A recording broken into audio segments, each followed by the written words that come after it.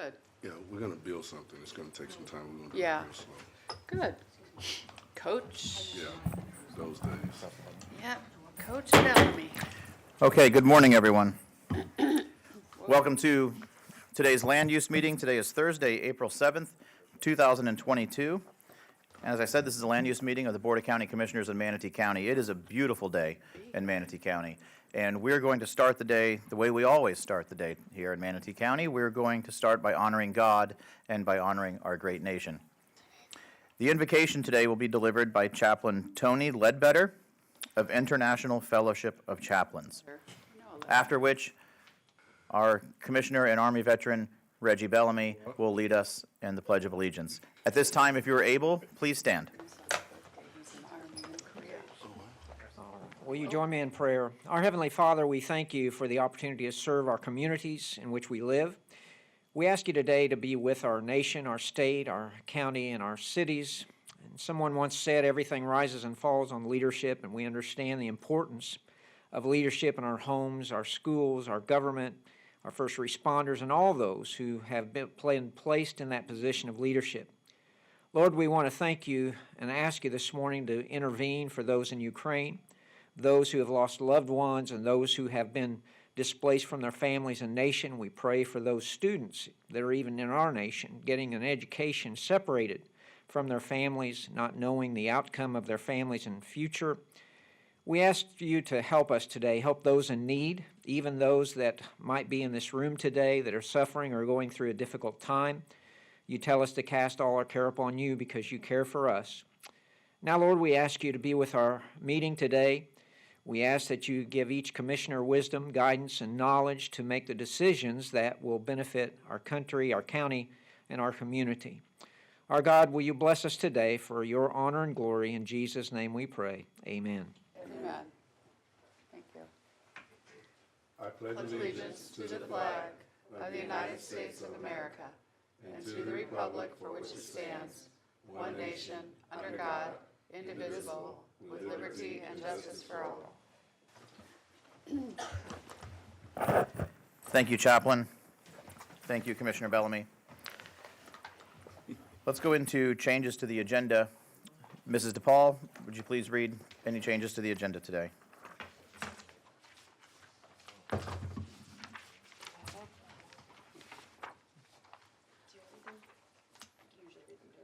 Yeah. Typically, Rosina reads them. We usually have staff read them.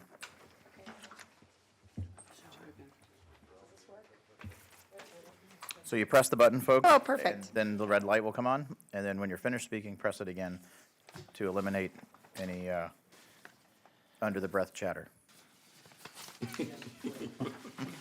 That's the idea here. Sorry, these are out of order.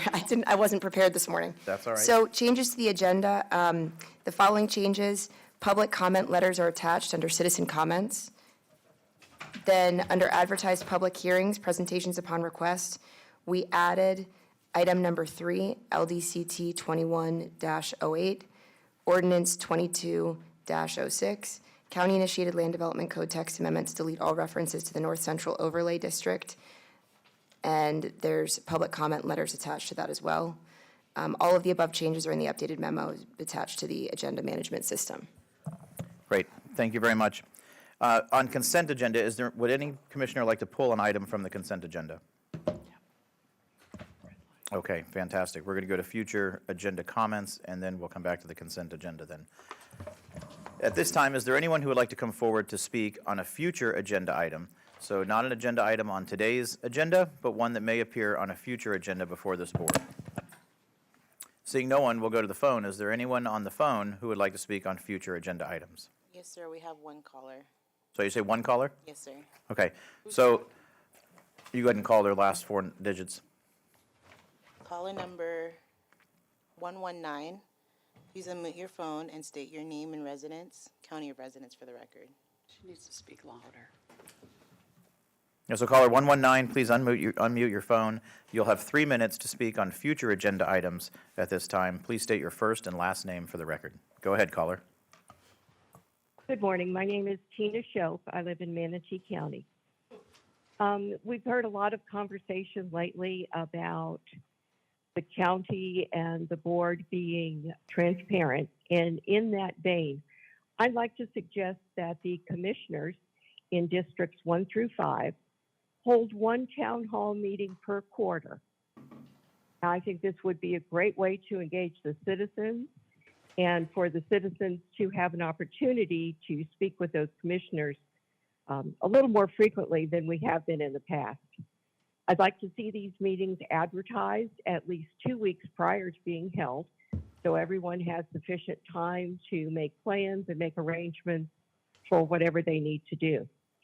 I'm wondering if it would be possible for a commissioner calendar to be added to the county website to show not only town hall meetings, but anywhere that the commissioners will be making public appearances. This way, if that appearance is open to the public, citizens would have an opportunity to show up, to ask questions, to show support, and to become more involved in the workings of the Board of the County Commissioners. I hope you'll take a look at doing these things, and I look forward to hearing all the comments today, and thank you for your time. Thank you, caller. Do we have any other callers today? No, sir. I'm sorry? No, sir. Okay. So then we'll close future agenda comments, and we will then move to the consent agenda. Nothing was pulled from consent agenda, so I'll entertain motions on consent, and then we'll do public comment. Second. So we have a motion by Commissioner Cruz to approve consent, and a second by Commissioner Baugh. We will now go open it to public comment. Is there anyone who would like to come forward to comment on the consent agenda? All right, seeing no one, we'll go to the phone. Is there anyone on the phone who would like to comment on consent? No, sir. All right, no one on the phone either. We'll move forward with the vote. All in favor of approving consent, say aye. Aye. Aye. All opposed? Madam Clerk, consent passes unanimously. All right, Ms. Shank, would you like to introduce our first agenda item? Okay, advertise public hearings, presentation upon request, is Development Services number 2. And speak up. I don't know, is it on? You're on. Oh, sorry. Advertise public hearings, presentations upon request, Development Services number 2, resolution of appeal of administrative termination, AD 2131, Marshall Robinson, Principal Planner. In this item, there is a written request from the appellant/applicant for a 60-day continuance, which would mean the land use meeting of June 2nd, 2022. So procedurally, the board would open the public hearing, hear any comment solely on the issue of the continuance, and the proposed motion is in your agenda memo.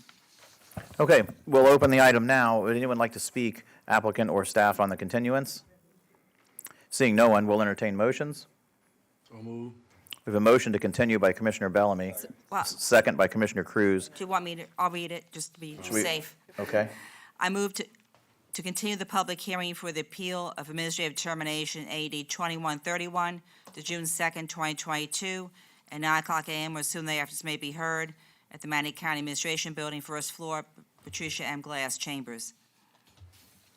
Yes. So moved by Commissioner Bellamy, seconded by Commissioner Cruz. We'll open this to public comment. Is there anyone from the public who would like to come forward to speak on this continuance? Seeing no one, we'll go to the phone. Do we have any callers? No, sir. Seeing none, we'll move forward with the vote. All in favor, please say aye. Aye. Aye. All opposed? Madam Clerk, passes unanimously. Ms. Shank, next agenda item, please.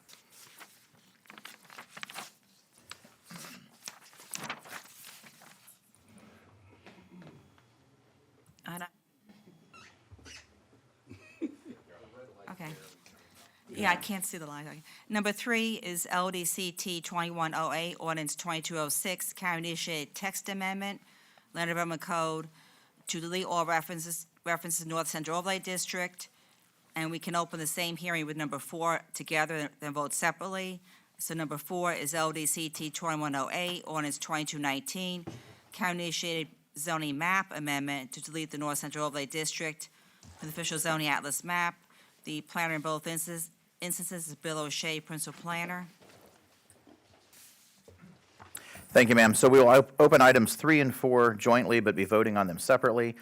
Who from staff is here to present? Is that Mr. O'Shea? Yes, good morning, Mr. Chairman, Commissioners, Bill O'Shea for staff, and we're here to discuss the removal of the NCO requirements from the Land Development Code. This is the second or adoption hearing for this item. I just handed out to you some additional public comment that was received after the memo went out, so those are there for you to look at. I do have a full presentation if you'd like me to go through that. If not, I can answer any questions. So it's up to what is the pleasure? Full presentation is the request of the board. Okay.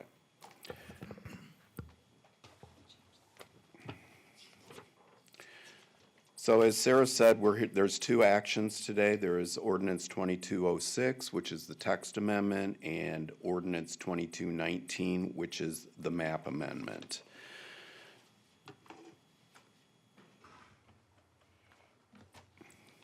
So this is the North Central overlay as it exists today. It's a large area in North County. It is approximately 71,200 acres.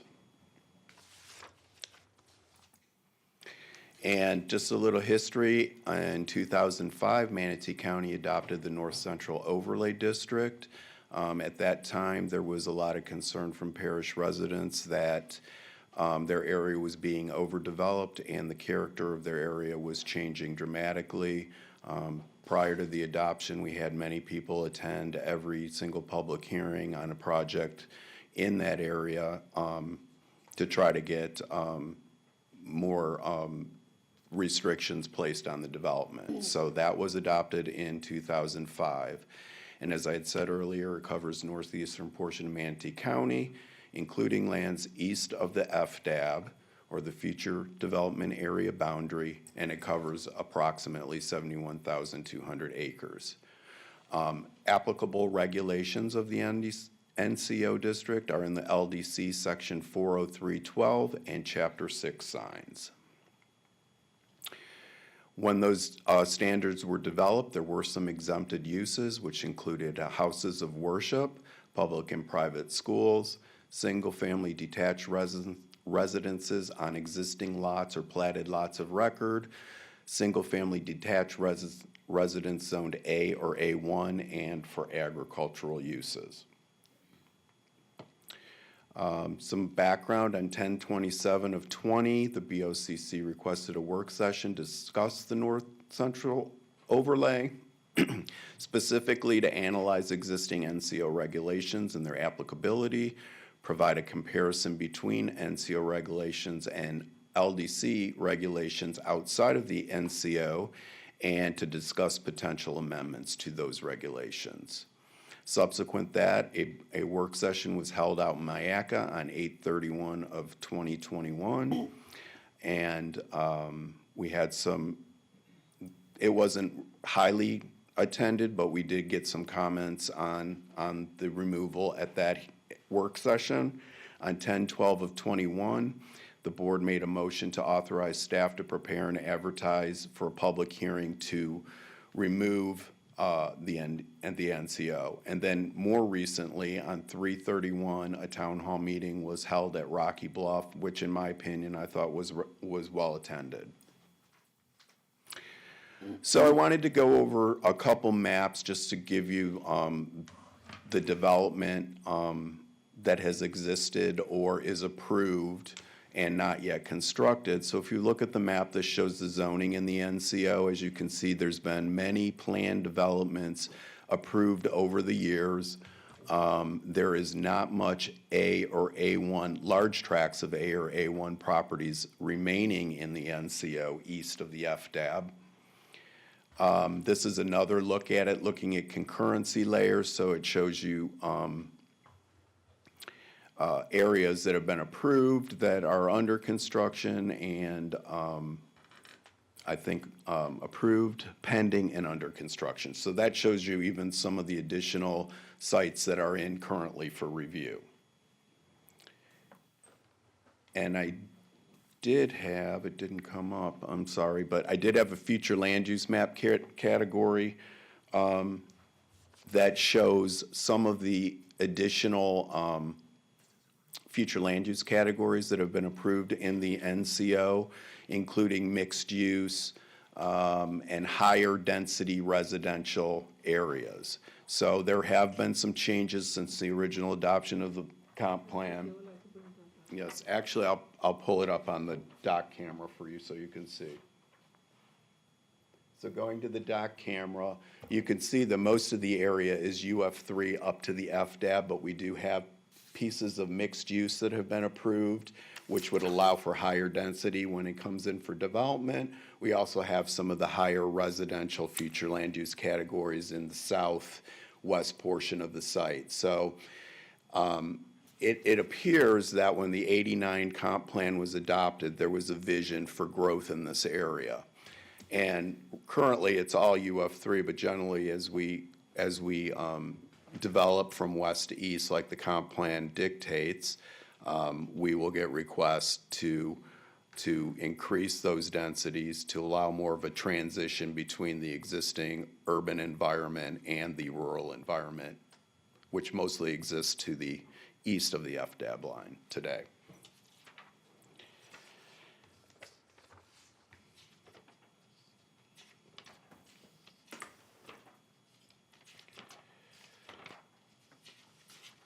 So, going back to the PowerPoint, please. Why delete the NCO district? It's been found by both developers and staff that it's difficult to implement the NCO district regulations. There's large, more intense requirements that go above and beyond any other regulations that cover any other area of the county. The design standards for non-residential uses are complicated. There's a point system that's established with it. It's relatively hard to understand. And we have been told by the development community that a good reason why the commercial component of the parish area is not developing is because of the additional setbacks and requirements from the NCO. So at this time, it's primarily residential development that you'll see out in the NCO. The second reason is that the comp plan regulations have changed, so there is a potential to increase density if a site is developed with affordable housing or as a mixed-use project, and that includes all the future land use categories that could potentially exist within the NCO, and for some that are existing today. And finally, development trends have changed in the last 15 years. We're seeing developers come in with smaller lot sizes, smaller setbacks, more multifamily type development. So I want to try to just show you the differences in certain instances. I'm mostly going to concentrate on the buffers for this presentation. So in the North Central overlay, we have a 50-foot buffer requirement from roadways. And the landscaping is much more intense than what we would expect in a normal zoning district or planned development. To the right, we have 4 different options that the developer could choose from today, but those buffer widths are only 10 feet wide, so we have a 5-fold increase on the NCO. And as we all know, developers of commercial want visibility of their buildings. This kind of doesn't provide for that. It's contrary to that. And I think that and some of the commercial developments have gotten approval for specific approval to reduce those buffers. And so it made it a little bit more palatable for them, but I believe the lowest we've ever gone with a reduction may be to 25 feet. I'm not going to go through this slide because I just pretty much went through all of that. So residential and other non-commercial and office uses, again, we have the 50-foot buffer requirement with the enhanced landscaping. In a PDR district, we would have a 20-foot perimeter or roadway buffer, and in the Euclidean and PDR zoning districts, except for PDR, we would have a 10-foot wide roadway buffer. So again, significantly greater requirement. And the plantings in the non-NCO areas would be somewhat less than what we require in the NCO. And finally, green belt and perimeter buffers, and those are the buffers that would be on the property line separating uses or developments.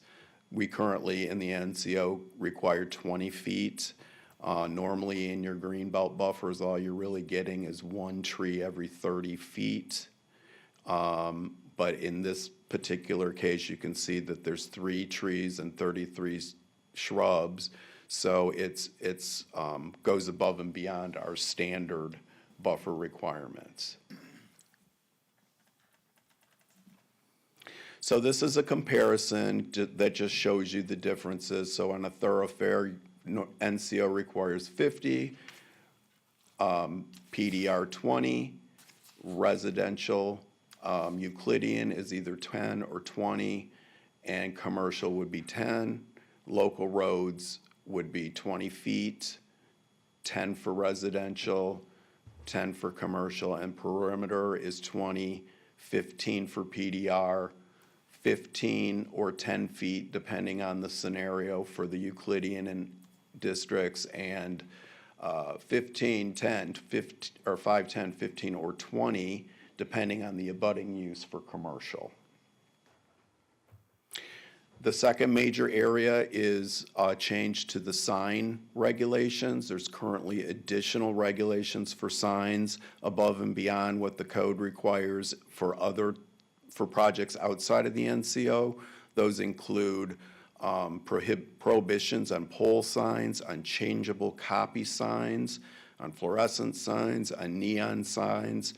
It limits the size, type, materials, color, height, and the area where the print can occur. And when these go away, we would go to the standard sign requirements that's contained in Table 6.1 of the LDC. These are some of the common specific approval requests that have been requested over the years. The big one is that reduction in that roadway buffer from 50 down to 25 feet. An increase in the size of a commercial building by a single tenant, a reduction of the setback for pool cages from 15 to 5 foot, which is common, I think, in most development. Alternatives to the 20-foot green belt buffer, alternatives for maximum height, and there's other less intense requirements that are also requested. So the removal of NCO requirements, in staff's opinion, Section 324.2 of the LDC already addresses this, and it limits the ability of staff or the director to administratively approve changes to a plan approved by the BCC if they exceed a certain threshold.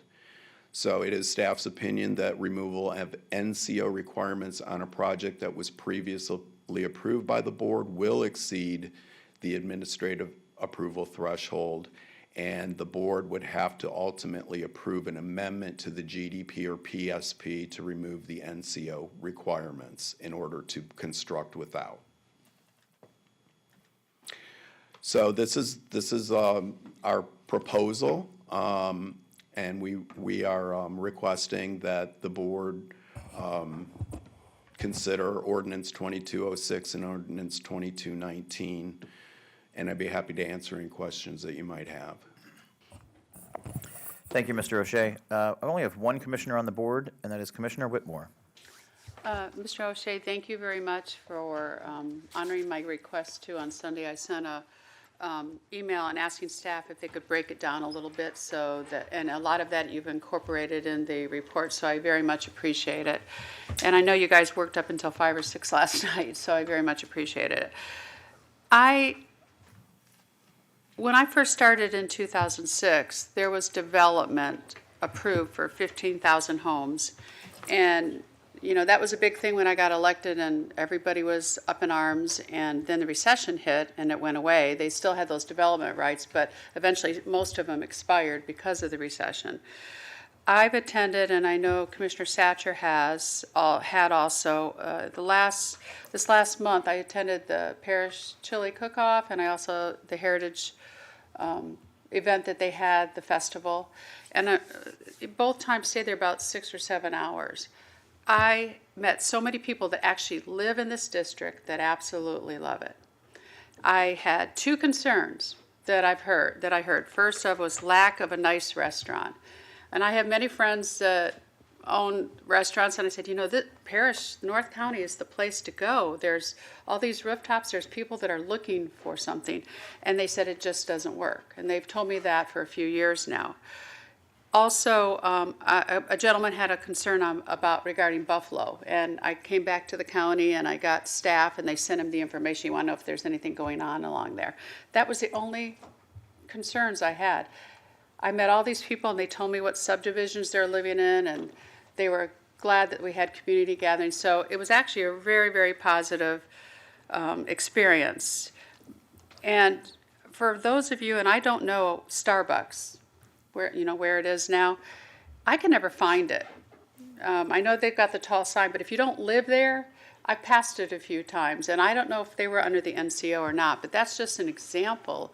If you're new to the area, or if you're just driving around, it's hard to find what's in that shopping center, so you just don't go in there. Those are just observations I've made. Now, the information that you gave me, and I don't know if it was there, I don't think I saw it. There's approximately 71,000 acres in the NCO, correct? Yes. 35,000 of it is east of the FDAB, and 35,400 is west of the FDAB. West of the FDAB, we've already we have development approvals for almost 26,000 acres already, and 16,000 acres of that have already been developed, so leaving approximately 10,000 left to be developed. On the east, we have 11,000 that are already approved, 11,000 acres, and then 22,000 that remain. So, I'm glad this came to us. We've been hearing, for a few years now, and I see Rachel's here, that the Parish Civic Association, as well as others who, whether you like it or not, they speak for the citizens. They, the members speak to their board, and we did get a letter that they still support this. We're trying to figure out a way to accommodate all these rooftops with no commercial, and for people to go and enjoy what everybody else in the county has a right to. So what you're seeing before the board today is a result of that. The reason why this has been contentious is, I guess, some people that don't really even live in Parish or in that area have, expressed concern, maybe thinking this is coming to their area. So I'm going to be interested to hear from the public and the rest of the board, but we did go. I'm a big one about going through process. We have been through process. We've been through many meetings. We even in Mayaca, this was brought up by Rachel actually at our town hall. So it's not like this has just happened. This has been going on for at least 1.5 years to 2, and I'm glad that the public maybe didn't know about it. I just want to make sure they have the right information, because I don't think everybody has the correct information. So anyway, I want to listen to everybody else in the public. Thank you. Thank you, Commissioner. Commissioner Cruz. Thank you. Yeah, this has been going on for quite some time. It's pretty much been since we've all been on the board. This is the 3rd or 4th time this has come up. It's our 2nd hearing here. We had a work session on it. We've talked about it at town halls. This isn't something that's being sprung on anyone. This is a concerted effort to look at our county on a regular basis. We're asked by the public to continuously update and review our comp plans and our land development codes and so forth. This is just an extension. This was an overlay that was put in place a long time ago with good intention at that time, presumably, to protect an area. Consistently throughout the term of this overlay, there's been amendments to it and adjustments to it and stipulations put through that have allowed a lot of development in the parish area, but it's all houses. like Commissioner Whitmore said, it's all houses. Nobody wants to live in a massive, massive subdivision without any commercial whatsoever, without any employment center whatsoever. And as much as we say we're protecting this, we're protecting that, the time has passed for this overlay. The intention of it is gone because the development has already occurred, and now we need to intelligently make sure the rest of the development comes in and follows the rooftops that are going into that area. And it's the commercial that are having a hard time with this NCO. And what we see here is twofold. One, the people who can build under this NCO are the people who have the connections and the capital to hire the frequent flyers to come in here and argue for the stipulations and get the developments approved in a way that's economically feasible to do. It's not the individual landowner just wanting to put in the neighborhood commercial center, or the individual Starbucks, for instance, or the neighborhood coffee shop. They can't get through this NCO regulation. It's too onerous at this point. And we sit up here and talk about affordability. We talk about the need for diversified neighborhoods so people can work, live, and play within their own community, stay off our infrastructure, be able to, have dynamic community centers. And this is hindering that at this point in time. And all we're doing is adding cost and time to any development that is accretive to the lifestyle of the people of Parish.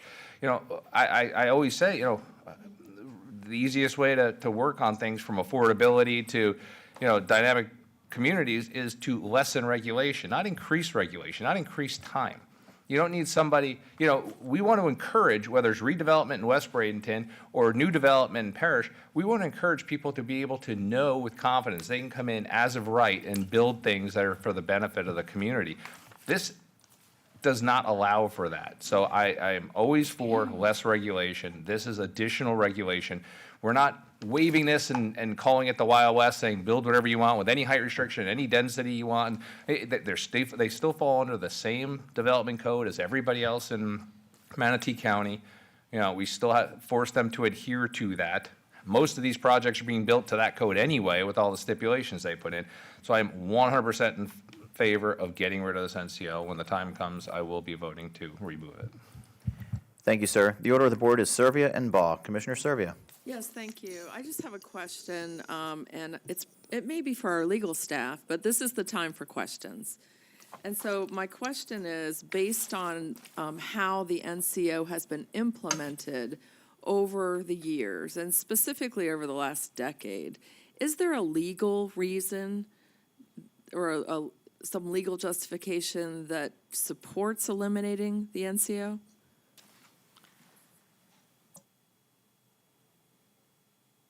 Yes. Yes, Commissioner Servia, basically, you've granted a number of the waivers that Bill O'Shea mentioned and others. So you have two choices. You either amend the NCO to codify your previous interpretations on those waivers, or you delete it entirely. You're going to have to amend it if you don't delete it. No action isn't an option really at this point. Okay. And so, and the reason for that is we can't have requirements in the code. You've granted hundreds of waivers on it. It's not legally enforceable anymore in many provisions. Okay. If we were challenged in court, we couldn't defend it. Okay, thank you. Is that all, Commissioner Servia? Okay, Commissioner Baugh.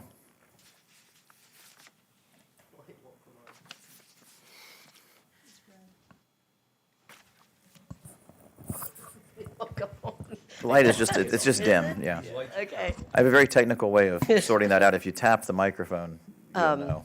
I was just going to say that, in our last meeting when we discussed this, I did agree with Commissioner Satcher at the time that he needed to have a town hall to, talk to the residents and not just an organization. It needed to be discussed with the actual residents. And I know he did that. And I think that Commissioner Cruz, what he said is accurate. We really do need to work on commercial properties in Parish. They need some good restaurants. I hear that a lot from people in that area. I have a lot of friends that live in Parish. I'm out there quite often. So, I think this is a move in the right direction. Thank you. Thank you, ma'am. Commissioner Whitmore. This is for the attorney. Sarah, the plan development, so all these ones that have been approved have gone through plan development, correct? Most of them have. Okay. And how I've always understood, and every plan development has its own rules, own stipulations, own special approvals. So we have thousands of them all over this county, and we've tried to do our land development code to make it so we wouldn't always have to go to plan development, because we do have a department that if they aren't following those forever, then there's an issue, correct? I mean, if there's something approved in the plan development and they deviate from that, that could be a code violation, right? Even though maybe it's in our, am I correct? I always heard it was like its own little separate comp plan. I'm not saying, or an LDC. Well, part of the reason, I know this is on, I can't tell. Part of the reason plan development is labor intensive and requires you to have umpteen planners on staff is because each plan development has to be negotiated with the applicant. It's applicable stipulations. Site plan has to be individually reviewed. You can't hire a robot, just scan it in. It's not AI No. friendly. So the reason it's labor intensive, so I mean, if we eventually will probably be asked by developers to address the previously approved plans and how this affects that, and I was going to suggest that's a separate code amendment. Right now, we just got to get through this. Right, and if we Step approve one. something in plan development and the development, the developer doesn't adhere to what we approved or the stipulations, that changes, then they have to correct it, correct? Well, it's a process for administrative modifications, but it's only a little limited scope. Right, And if okay, they want to amend the plan, they have to go through the public hearings. thank you. Okay, thank you. Not seeing any other commissioners on the board, we'll move into public comment. I have several cards here. We're going to start, I'm going to read them off so that folks can be prepared and know when they're going to be called. So I have Rachel Layton, followed by Mark Vandery, who will be followed by Carol Feltz. So that's the order of the first three. So if those folks want to make their way over towards the podium, and what we'll do is you'll have 3 minutes each to comment specifically on agenda items 3 and 4, which are the overlay. So we'll be speaking specifically on the overlay. You'll have 3 minutes. Please state your first and last name and your county of residence. Rachel Layton, and I'm a Manatee County resident. Thank you for the time and all of the conversations that we've had in the public forum. We did also have a town hall meeting that was advertised 2 weeks prior to that board workshop where we had probably 100 or more residents attend. Commissioner Cruz was there at that one to talk about the FDAB as well. But I made a presentation to that group of residents. It wasn't just the Civic Association, it was every resident in parish was invited to attend. So we've had a number of ongoing conversations about the North Central overlay. And I think the only thing that I'm hearing is the potential for tree preservation, which is not included. In reviewing the citizen comments that came before you, a lot of them were repeated about the intent of the NCO. And I believe that intent has been proposed, provided, and constructed along those thoroughfare roads for all these larger developments that you've seen. These plan developments will continue to come forward. Removal of the NCO doesn't increase the density or the height that's allowed by comprehensive plan or the land development code. So what you'll see is those same applicants come forward with similar projects to what you see now, but hopefully we will see more commercial development move forward in areas where it's appropriate per the comprehensive plan. None of what is being proposed to remove the NCO would violate the comprehensive plan.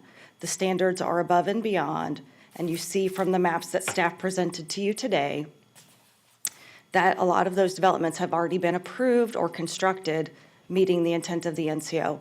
The shopping centers that you see throughout North County right now, most of them were all established prior to the NCO. And so those would have met the 10 and 15-foot roadway buffers that were part of the code before. And so those are older, commercial establishments. We've seen a few commercial developments come up in the village. And I think reading through some of those comments, there was some confusion between the North Central overlay and the parish village and that commercial overlay district there, and that will not be changing, at least not through this ordinance. So I would ask that you consider moving it forward to remove it. And as you review these plan developments that's come forward, as they move forward, that you take into consideration the compatibility with the other projects. Thank you. Thank you, ma'am. Mr. Vandery and Ms. Feltz, if you want to make your way towards the podium, you'll be after him.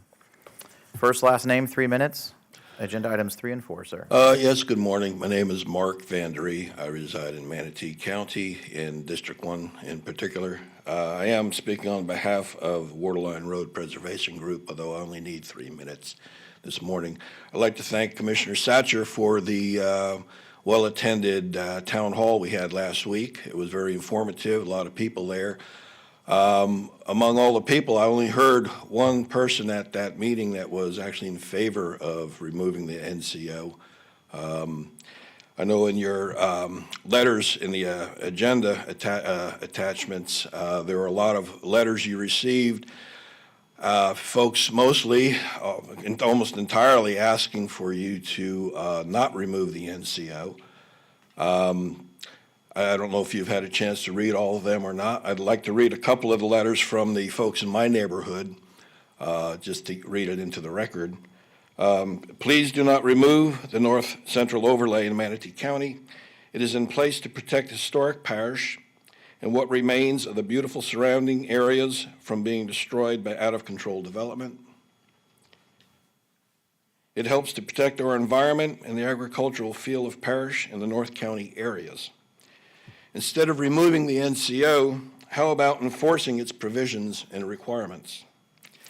Our once rural area of Waterline Road is just outside of the NCO area, but we're adjacent to it. We are directly affected by all that happens within the NCO. If the NCO needs occasional minor modifications, then those can be done without its wholesale removal. The county commissioners are always saying they are bound by the development laws and must act accordingly. In the case of the NCO, it appears that the commissioners will once again be changing the law to suit the desires of the developers and a minority of the citizens of Manatee County and District 1. You all need to buck up and start applying the laws equally and enforce the NCO. Now is not the time to remove the NCO. Now is the time to start enforcing the NCO and start protecting the last remaining shreds of our once beautiful and historic North County. Here's another letter. Do not vote to delete the NCO. It is a bigger issue than just parish or North County. Everything that happens within the NCO affects all of District 1 and all of Manatee County, directly and indirectly. The county laws gave NCO protections to the citizens, and now the county commissioners are voting to potentially remove these protections. That stinks. How about putting the fate of the NCO on a county-wide ballot, vote for citizens to decide? You know, I always respected this board. Thank you. Okay. Thank you very much. Sir. Next is Carol Feltz. 3 minutes, first and last name, county of residence. Agenda items 3 and 4, please. Thank you, Commissioners. Carol Feltz, Mayaca City. I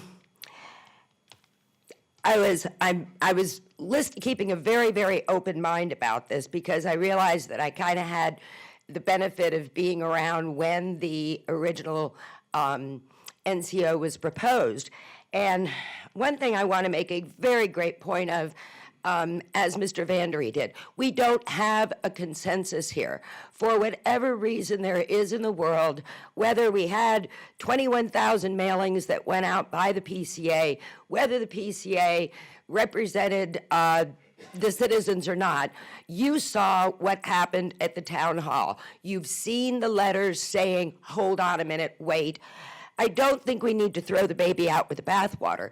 And some things have changed since that. I remember when the overlay was established, we didn't want, what they were looking for was a motif. And yeah, we violated that. We didn't require the Dollar General to have a Florida-style storefront. We made exceptions all along. But what I think I want to make the best point of is that things have changed. Yes, they have, since we originally came up with that. And everything needs a little tweaking. But we've changed. We've been facing the FDAB move. We've had redistricting. Parish is in District 1, which you guys assigned it the rural district. Now, how could we have a rural district if we don't have an overlay or something that gives it a definition? And that's what the original overlay was about. They wanted to give parish a definition and a motif and a way that you knew you were in parish. You weren't in Lakewood Ranch. You weren't in Bradenton. That's what they were trying to go for. There was a reason they didn't want liquor stores. There was a reason for the setbacks, for the trees. It was the same way that planned communities might be made on Bourneside Boulevard with their landscaping and such. And the bottom line is, the fact is, we don't have a consensus for whatever reason there is. Now, I realize that it's really hard to get people involved, but wow, we had 95 letters, all against. We had people that came to that town hall, all against. And maybe we're not doing a good enough job getting out there, but you don't have a consensus. We've changed the district. We've designated it as a rural district. We can still not throw the baby out with the bathwater. We've got to come up with compromise for both sides, because you can't say that I'm not going to come up here and tell you that I represent Mayaca unless I've got bona fide proof of that. And we've never done that. We've never vetted anybody to say, well, how can you say you speak for this group? And I think it's up to Mr. Satcher to get. Thank you, ma'am. Mary Burleson. Mary Burleson. Good morning, honorable And, servants of the Mary, community. ma'am, you will have 10 minutes to speak Thank because you. you represent a group. Yes. So first and last name, county of residence, please stay on topic and you'll have 10 minutes. Thank Floor- you. floor Mary is yours. Burleson, Manatee County. Thank you, honorable servants of the community of Parish and Manatee County. I'm going to read a few comments that some of my fellow parishioners have given me regarding this issue and why we need to keep it. As quoted from the Manatee County website, the North Central Overlay District Zone's purpose is to promote development that is harmonious with the existing community in accordance with the community's vision. Specifically, its purpose, as stated in the Manatee County Land Development Code 403.12, which was passed by the residents of Manatee County in 2005, as you all stated earlier. The ordinance serves to protect the integrity of our community by maintaining and respecting the surrounding green spaces, preserving an open, quiet, and natural environment, maintaining safe pedestrian circulation, and striving for development that is visually attractive, compatible with the existing rural components of the community, harmonious with the small-town atmosphere and the residential character of the area, while being respectful of the natural environment. What we've had in Parish over the last 5 years is an open canvas, a blank canvas, where you had the opportunity to create exactly that. But by allowing developers to continually bypass the amendments, the agreement in this whatever it's called. I'm not a political person. I'm just going by what I know in my head. Because of that, like the lady before me spoke, the Dollar General, which used to be called, there used to be a restaurant there called the 19th Hole, and I was a waitress there. I can't tell you how many years ago. That'd be telling my age. But let's fast forward to now. Because of special circumstances that are granted to wealthy developers to circumvent the purpose of the NCO, our local government is proposing to simply do away with the statute because there is no general adherence. Do you get rid of rules in your home because your teenagers don't adhere to them? No. You put your foot down and you stand for what's right. My dad, you know what Daddy said? You know what the best pillow is to sleep? As a clear conscience. Is your pillow soft? Do you sleep at night? That's what I want to ask you. What are you creating in Parish? What do you want to create? Yes, there's been a lot of development, but you know what? It doesn't have to continue. You can slow it down and you can do this, exactly what the ordinance originally was planned for. My son was born here, and he was nearly raised here. And my grandchildren are here. And this county, this parish means something to me. And I don't know if it means something to you or not, but it means something to the people that have even moved there just last year. They moved there for a reason, because it was a rural, small-town community. So in consideration of the devastating impact that this will have on our existing infrastructure, overcrowded schools, erosion of precious green spaces, do you know when I moved here 5 years ago, I could get on my bike and ride, and do you know how many bald eagles I'd see in a 45-minute drive? Several. I'd see several. I go now, do you know how many I see? Don't laugh at me, Mr. Cruz.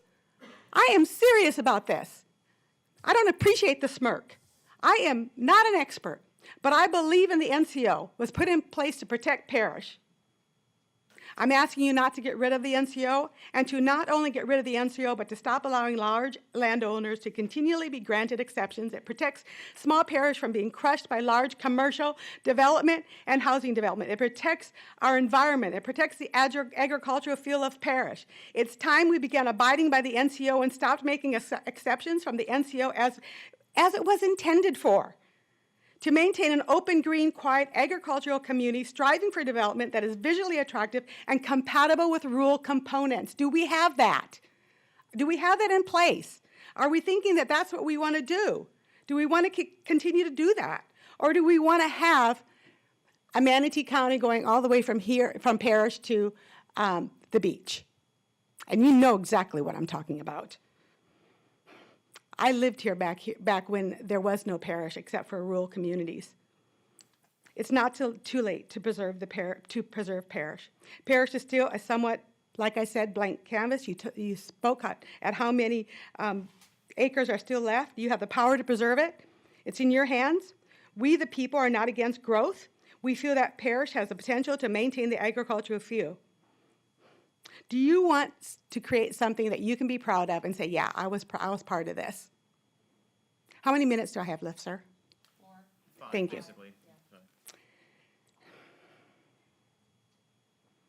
And here's someone's comment that didn't, and as you know, there was almost over 100 comments saying that these were community people. These are people that live there that were against removing the NCO. And here's a comment that he said his comment never got on it. I don't know why. When I heard the comments that our board had made about why we should keep this North Central overlay, we are only making exceptions for these developers, I was appalled. The whole point of this is to prevent the very thing that is plaguing our infrastructure today. This was put in place so that developments will not be pushing for more building over congested roadways and neighborhoods.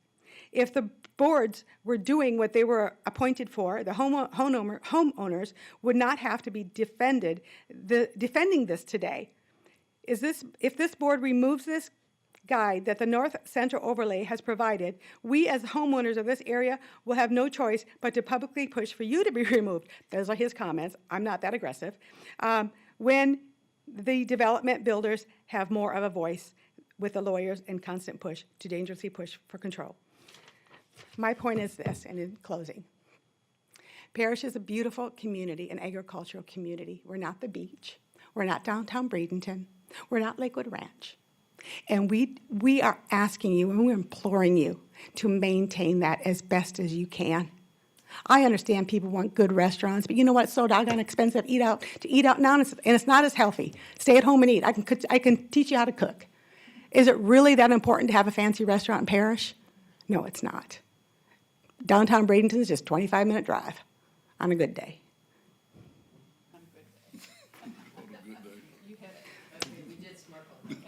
And that's fine. All that's good till now.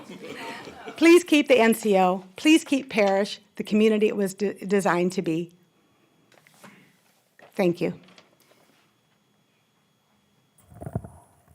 Thank you, ma'am. Elizabeth Arnold. Elizabeth Arnold is the final card that I have, and then we'll open it up to the audience after, and after that we will go to the phone.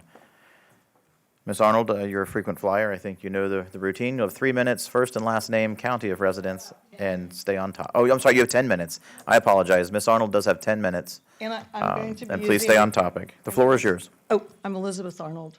I live in Manatee. And I'm going to be using a slideshow that I've shown twice before just because I don't want people to have to look at my ugly face. Okay. There you go. You're beautiful. Thanks. Okay. So first of all, I'd really like to thank James Thatcher for having that meeting for us. I think it was wonderful. And I went back and I watched the March 3rd meeting that he had, that you all had about the NCO. And I have to tell you, I really appreciate everything he said. I was like, that was great. I'm so impressed.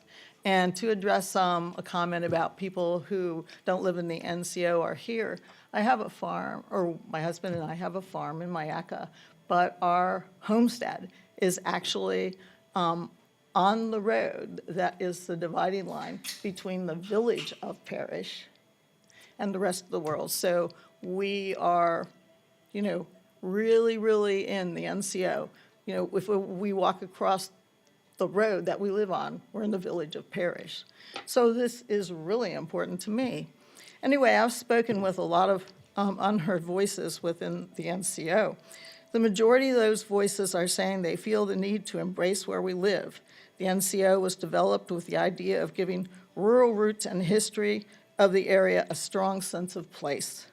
There's nothing more inviting than pastoral settings with quaint Florida cracker homes and bungalows surrounded by lush plantings, big old oak trees dripping with Spanish moss, and thriving wildlife.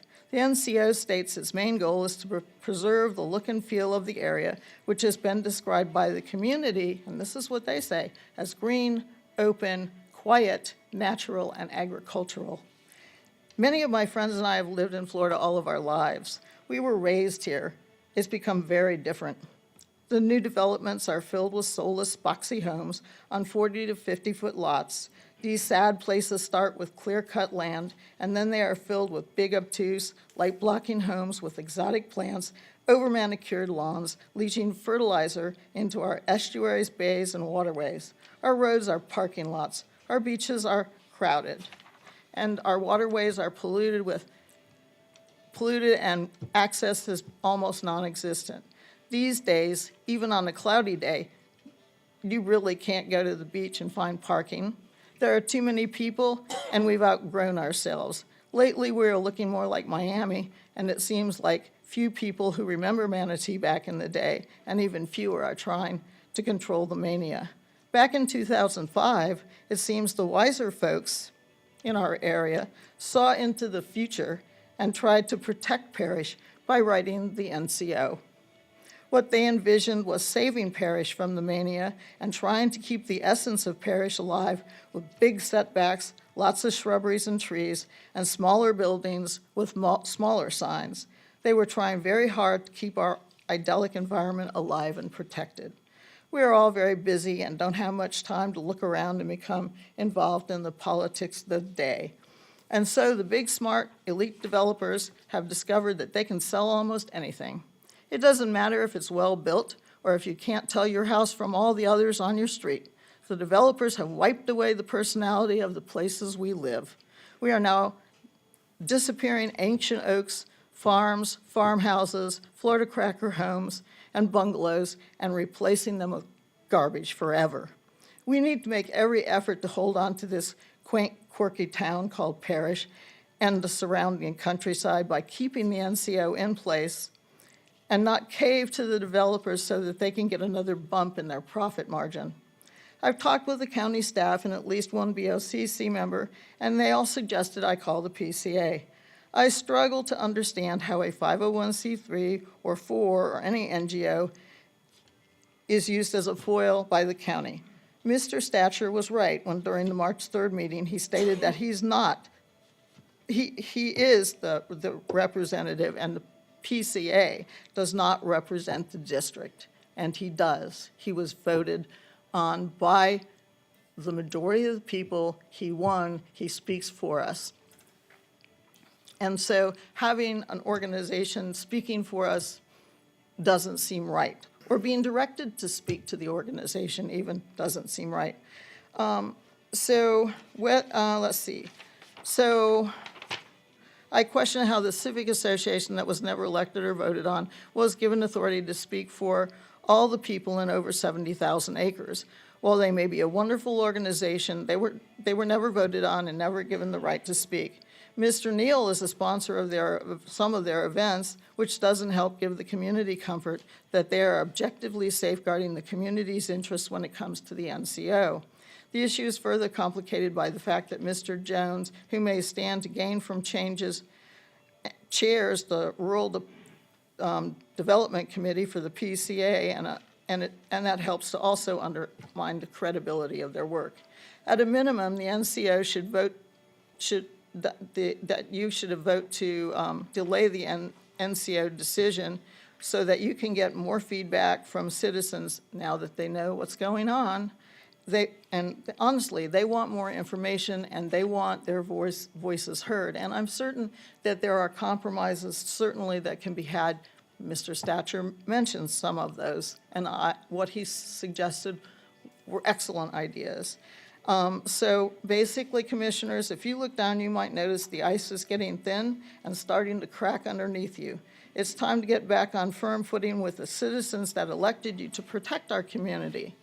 The NCO issue needs a broad-based and straightforward review that maximizes citizens knowing about and understanding what's being proposed so that they might provide you with reasoned input. This decision impacts tens of thousands of residents and property owners. They all deserve to know what's happening and have the opportunity to participate. And they really didn't. And I have to tell you, I really didn't even know what was going on. So thank you very much. I really do appreciate you giving me the opportunity to talk. And it would be so nice if you could at least give us a couple of months to maybe come to some kind of compromise. Thank you, ma'am. Is there anyone else from the audience who would like to come forward to speak on this specific agenda item? So, sir, please state your first and last name, your county of residence, and you have 3 minutes to speak on this specific agenda item. Good morning, I'm Ken Piper. I live in District 1, Manatee County. I also live in the NCO, and I live in River Plantation. That would be the area where almost everything that this board has decided has come down on the residents of that area. Every bad thing that could happen has happened in that area. My brother came to visit me about 3 years ago when I originally moved to River Plantation, and he said, "Boy, you're really in the boondocks here." And a year later he came and said, "What happened?" And I have to agree with him on that. Judge Judy Scheinlein wrote a book, and it's entitled, and I have to paraphrase this, "Don't go to the bathroom on my leg and tell me it's raining." And I feel that's like what this board has been doing to the NCO for the 5 years that I've been coming to these meetings. Yesterday, I spent 3 hours going back to all the approvals that this board has made under the NCO, and the pattern is very clear now.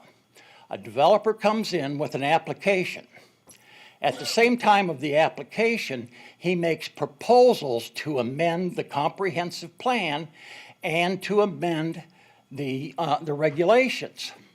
Now, when he amends the regulations, of course, his particular project is going to comply with the Land Development Code as well as the comprehensive plan. So then this board goes ahead and approves it. Well, what I don't understand is why you approve those regulations and the comprehensive plan rather than just simply enforcing the Land Development Code and the comprehensive plan as it exists. Now, I'd just like to make a couple of suggestions to the board, and this is especially in light of what's been happening in development services. I would suggest that rather than changing the Land Development Code or touching it at this point, let's come up with an ordinance regulating lobbyists, and that would include all of the developers, so-called experts. Also, adopt a stay like what Hillsborough has done. And if you need help with that, I have a copy of that with me, and I can give that to your council. in order to do it. I believe Mr. Cruz used the term intelligent, and I agree with him. We should do something intelligent here, and we haven't done it so far, and I really wish the commissioners would start doing it from this day forward. Thank you. Thank you. Is there anyone else in the audience who would like to come forward to speak on this agenda item? Seeing none, we'll go to the phone.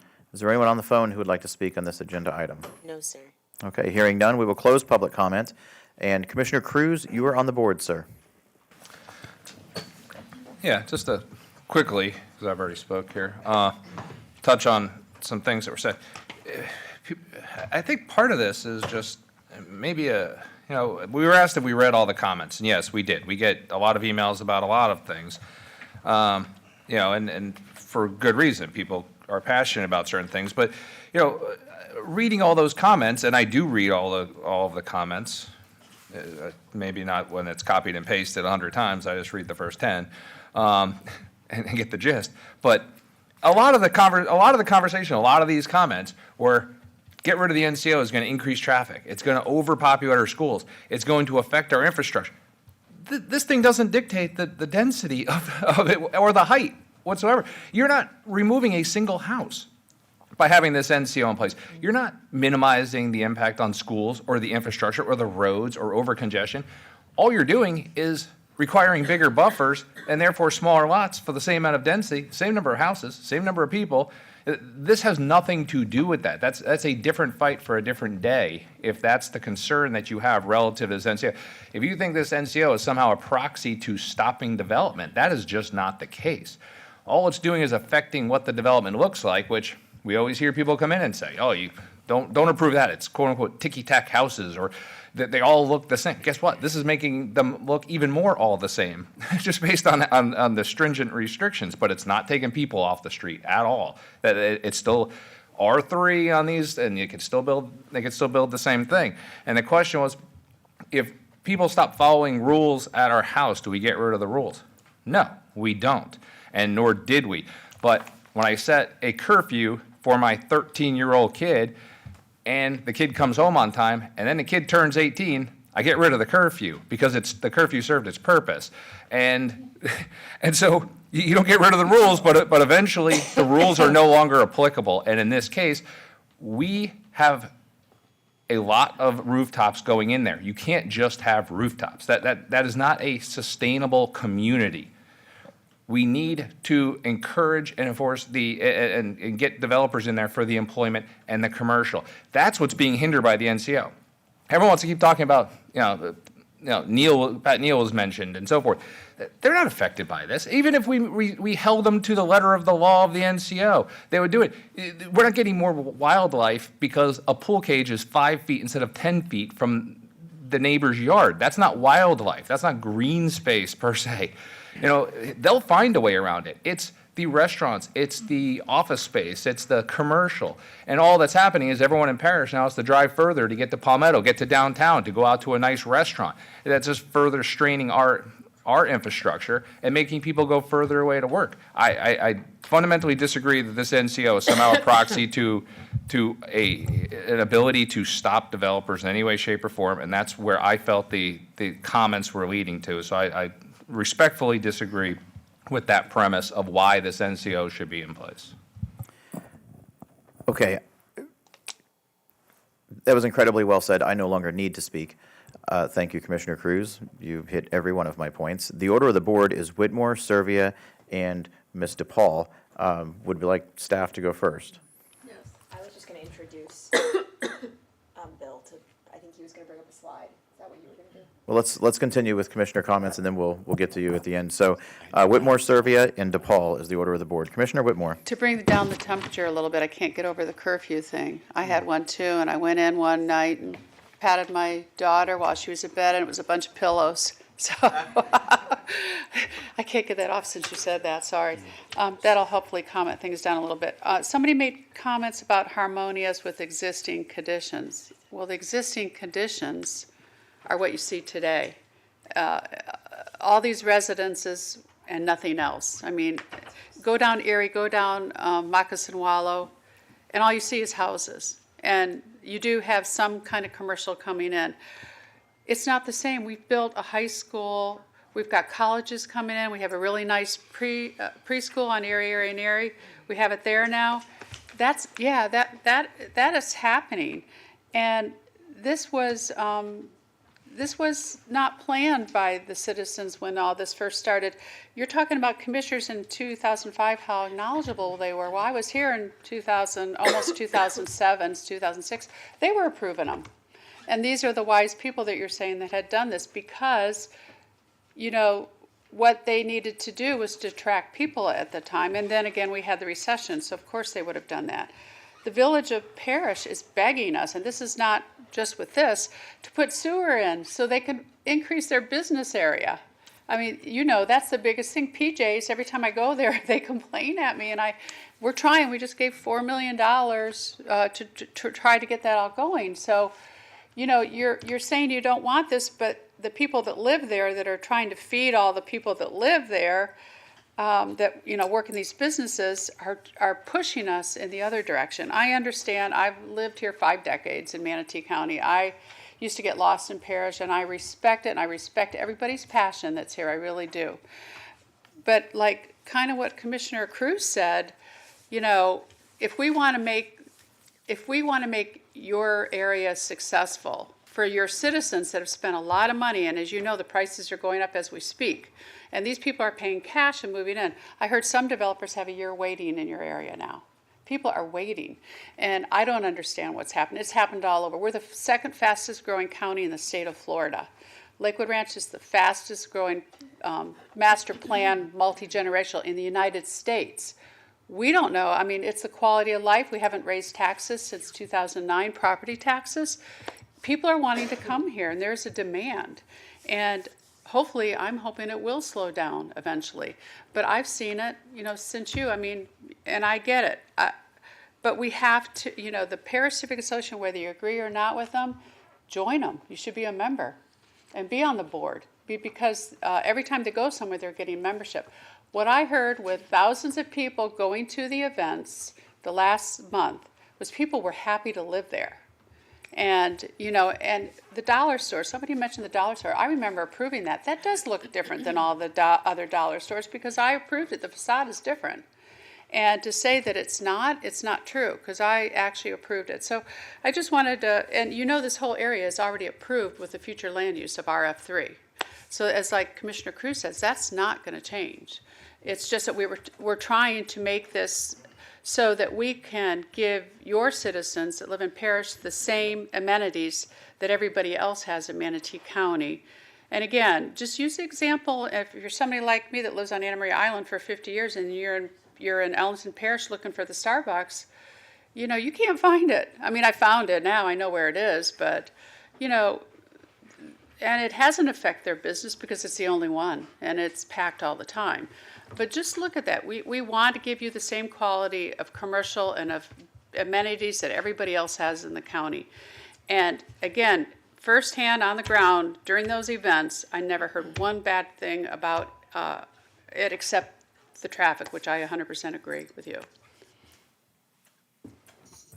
Thank you, Commissioner. Commissioner Servia. Yes, thank you.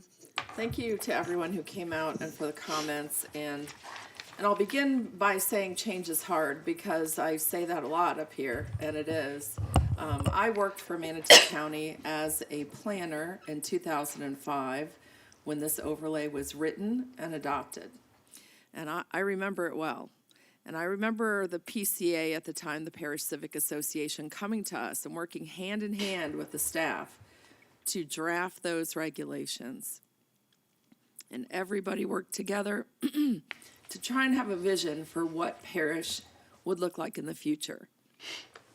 Fast forward from there about a year and a half, and Ben and Cookie Jordan, who at the time were the king and queen of Parrish, I think they're retired now, came to us and they said, you know what we never thought about? We can't have a Home Depot or a Lowe's. Oh my goodness, we've got to have a Home Depot. What were we thinking? And that's how it works when you develop regulations. You try to do the very best job you can, but until you actually implement them and live with them, You don't know what the shortcomings are.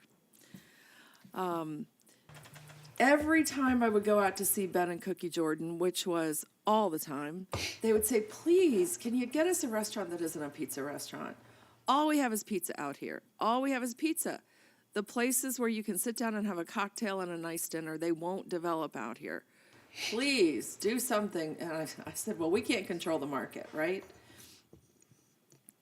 In 2006, I left Manatee County and I went to work in the private sector. And I worked for people that were doing development. And every time I brought forward an application in parish, we did specific approvals to modify the standards that didn't work. You know what the biggest one we modified was? There's a calculation, a methodology in the comp plan that they don't want the pool screen cage to be seen from the road. And so you have to set that back a certain distance, and it never worked. It never worked. And so people wanted to have pools, and they couldn't set it far back enough so it wouldn't be seen from the road. We went to the Parish Civic Association, and we said, what should we do about this? And they said, we really don't care about that. We support you modifying it. So every time that there were people and developers coming forward with exceptions to those rules, they went to the PCA, who is the voice of parish, and said, what do you think about this? Is this the kind of development you want?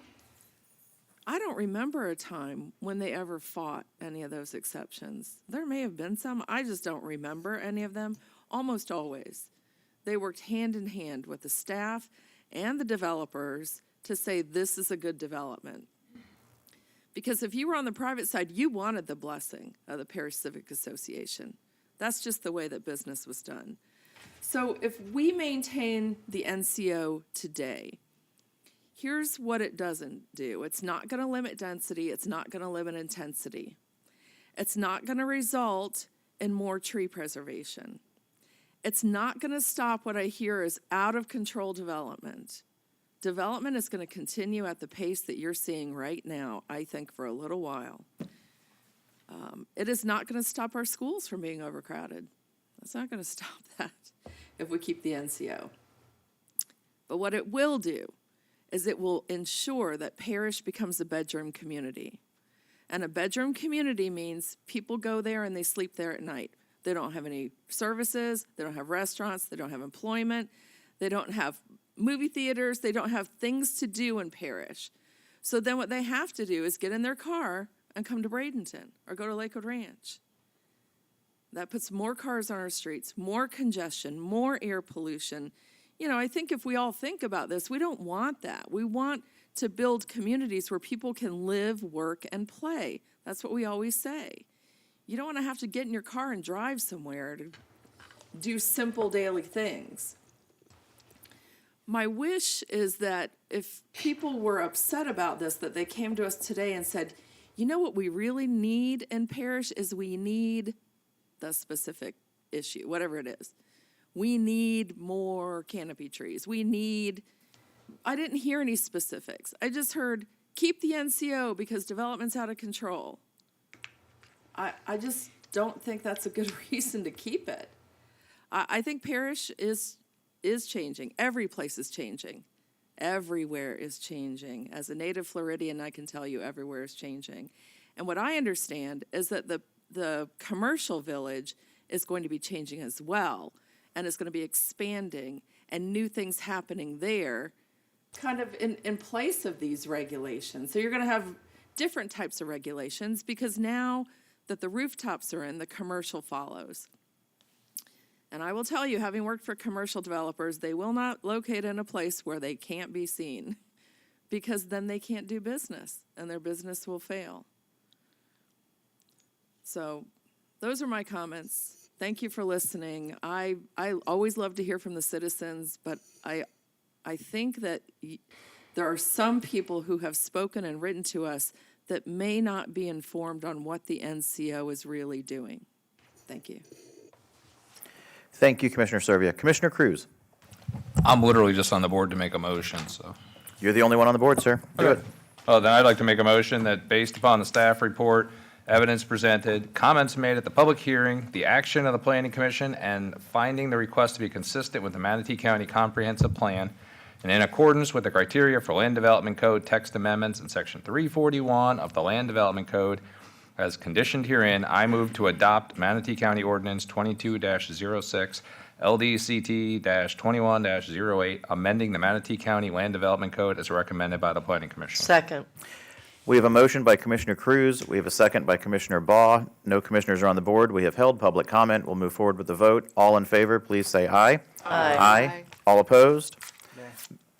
Madam Clerk, it passes by a vote of 6-1 with Commissioner Satcher in opposition. We're going to take a 10-minute recess. We have one more vote. We have two Oh, cards. I apologize. We are, One more motion. welcome back. That was We're a back great from recess. save. Quickest 10 minutes of your life. We have a second vote we have to hold because it is items 3 and 4.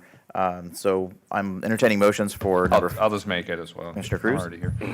Based upon the staff report, evidence presented, comments made in the public hearing, and action of the Planning Commission, and finding the request to be consistent with the Manatee County Comprehensive Plan in accordance with the criteria for Land Development Code text amendments in Section 341 of the Land Development Code, as conditioned herein, I move to adopt Manatee County Ordinance 22-19, LDCT-21-08, amending the Manatee County Land Development Code as recommended by the Planning Commission. Second. Madam Clerk, we have a motion by Commissioner Cruz to approve, a second by Commissioner Baugh. No commissioners on the board. Will move forward with the vote. All in favor, please say aye. Aye. All opposed? Madam Clerk, it passes by a vote of 6-1 with Commissioner Satcher in opposition. And now we're going to a 10-minute recess. We'll be back at 10:31.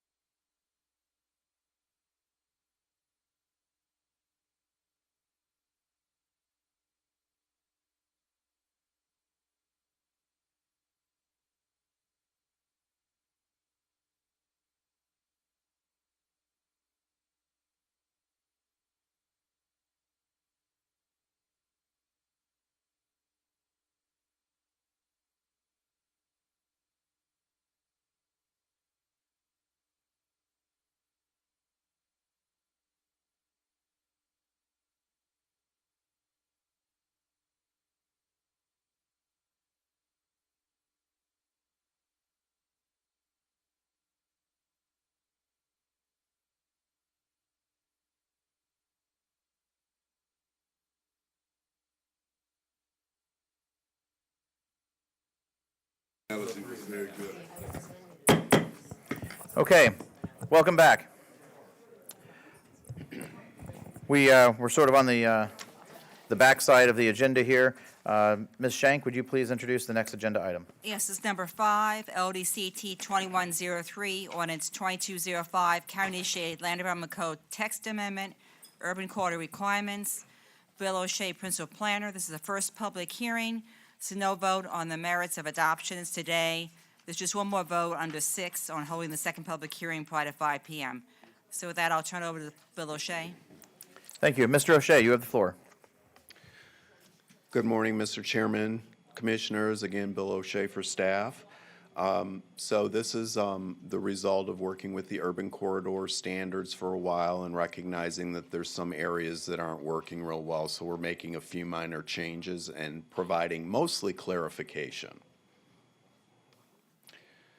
So as you're aware, the urban corridors include US 41, 15th Street East, sections of Cortez Road, Manatee Road, and sections of 53rd Avenue. And First Street, sorry.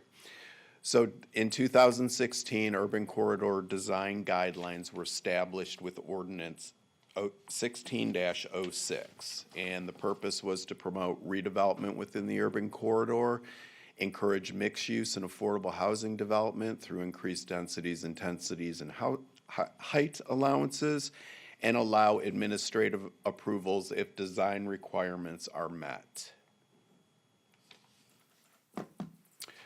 The amendments that we'll be discussing today are to Chapter 9 and to Chapter 5. And in Chapter 5, we're trying to clarify the standards for a street wall when incentives are requested, remove the requirement for a street wall when a drive-through establishment is built that does not utilize the urban corridor incentives, and clarify access for exclusively residential developments along urban corridors. So these are, first is delete the requirement for a street wall. And this is specific to drive-through establishments that do not use the urban corridor design standards. So as you can see, these are a couple examples of some pretty nice looking street walls. This is what we have seen in a couple places in the county. We did not have very good design standards for that wall, which we will be tweaking in the ordinance. And this is one of those situations where you have a drive-through where we would not apply that. In lieu of a wall, you would see a hedge or other vegetation instead of the wall. I think the partial intent was to screen the parking lot and the drive-through from being viewed from the urban corridor, but as you can see, it's so low that it really doesn't accomplish that purpose. This is another example of where a street wall has been used, and it looks nice with the landscaping. And another one here, this is what it would look like under, if we remove the requirement. So they would have a hedge or something like that along their boundary of the parking lot. So again, we're trying to revise by clarifying when a street wall is required, the materials the wall can be constructed of, and require that building elevations of the wall be provided with the site plan. So we end up not getting a concrete block wall like you saw in a previous picture.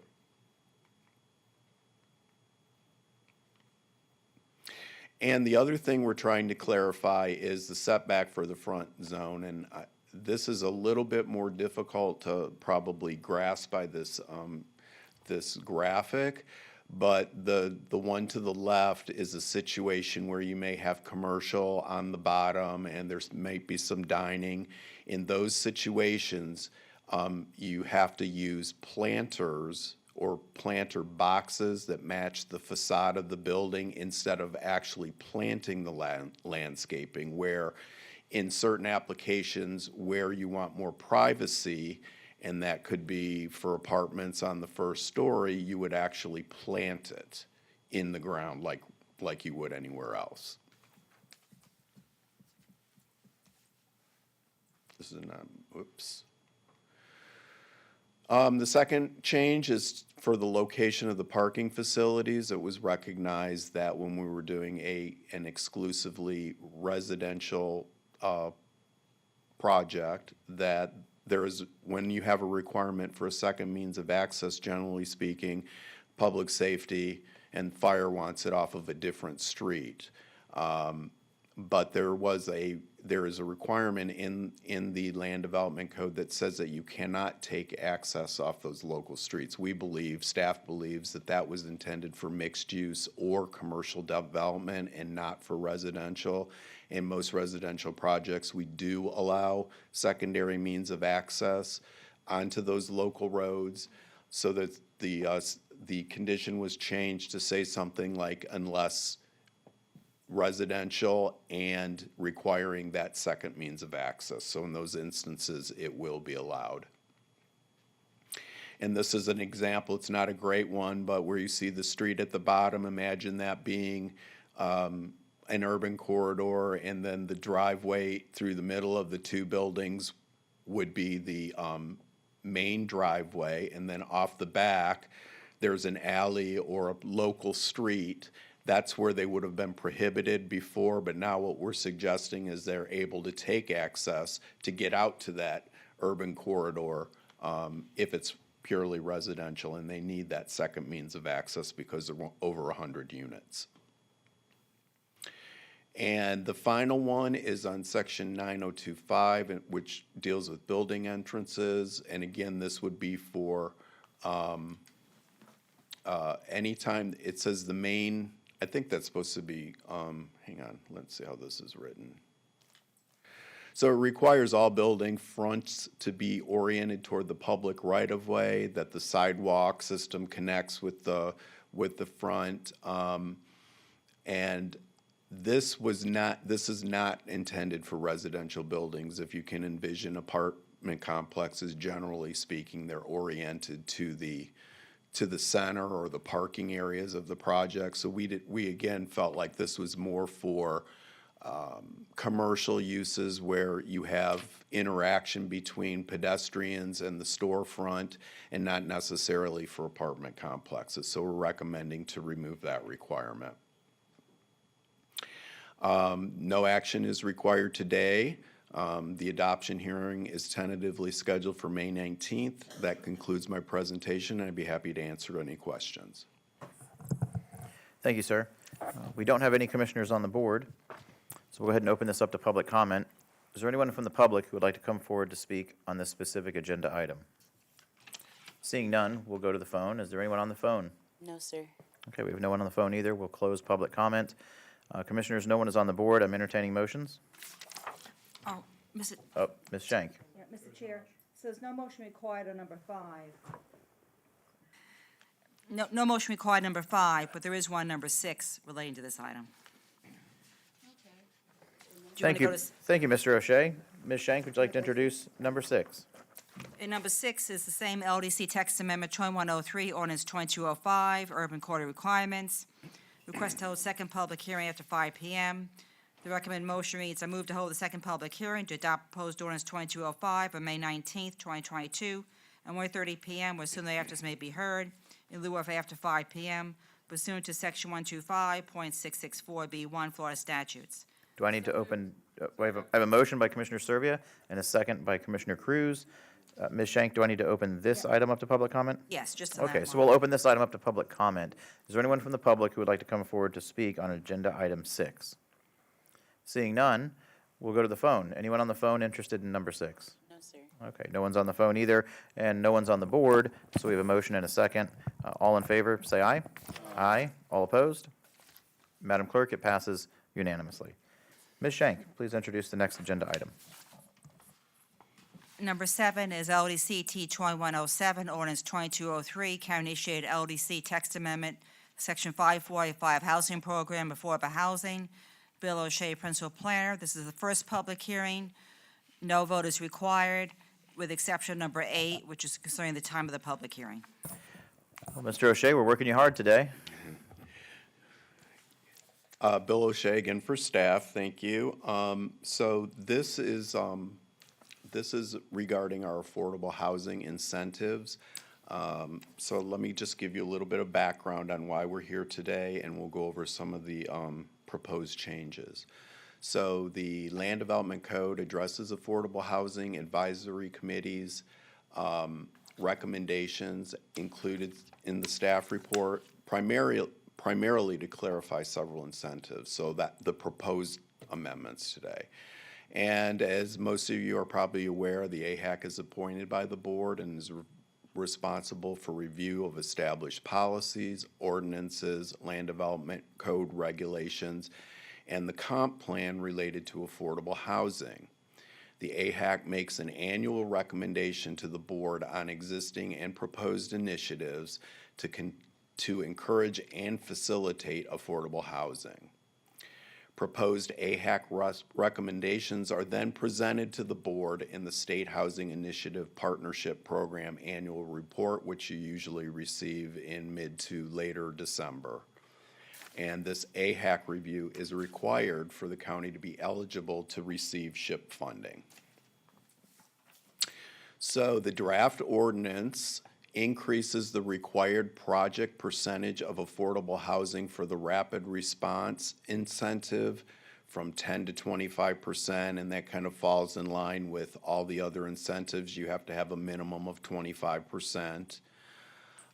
It amends the review fee reimbursement incentive to a review fee deferral incentive. You might recall that John Barnott had discussed this a few times with the board, and we have already implemented that. And the way that it works is that instead of the affordable housing developer paying their fees up front for their review, they are assessed to their accounts at the end of the project if we can determine that the project meets the terms of the LURA. Those are credited back to the applicant, and therefore they don't pay the fees. There is a sidewalk location incentive in the Section 545, which no longer is really an incentive.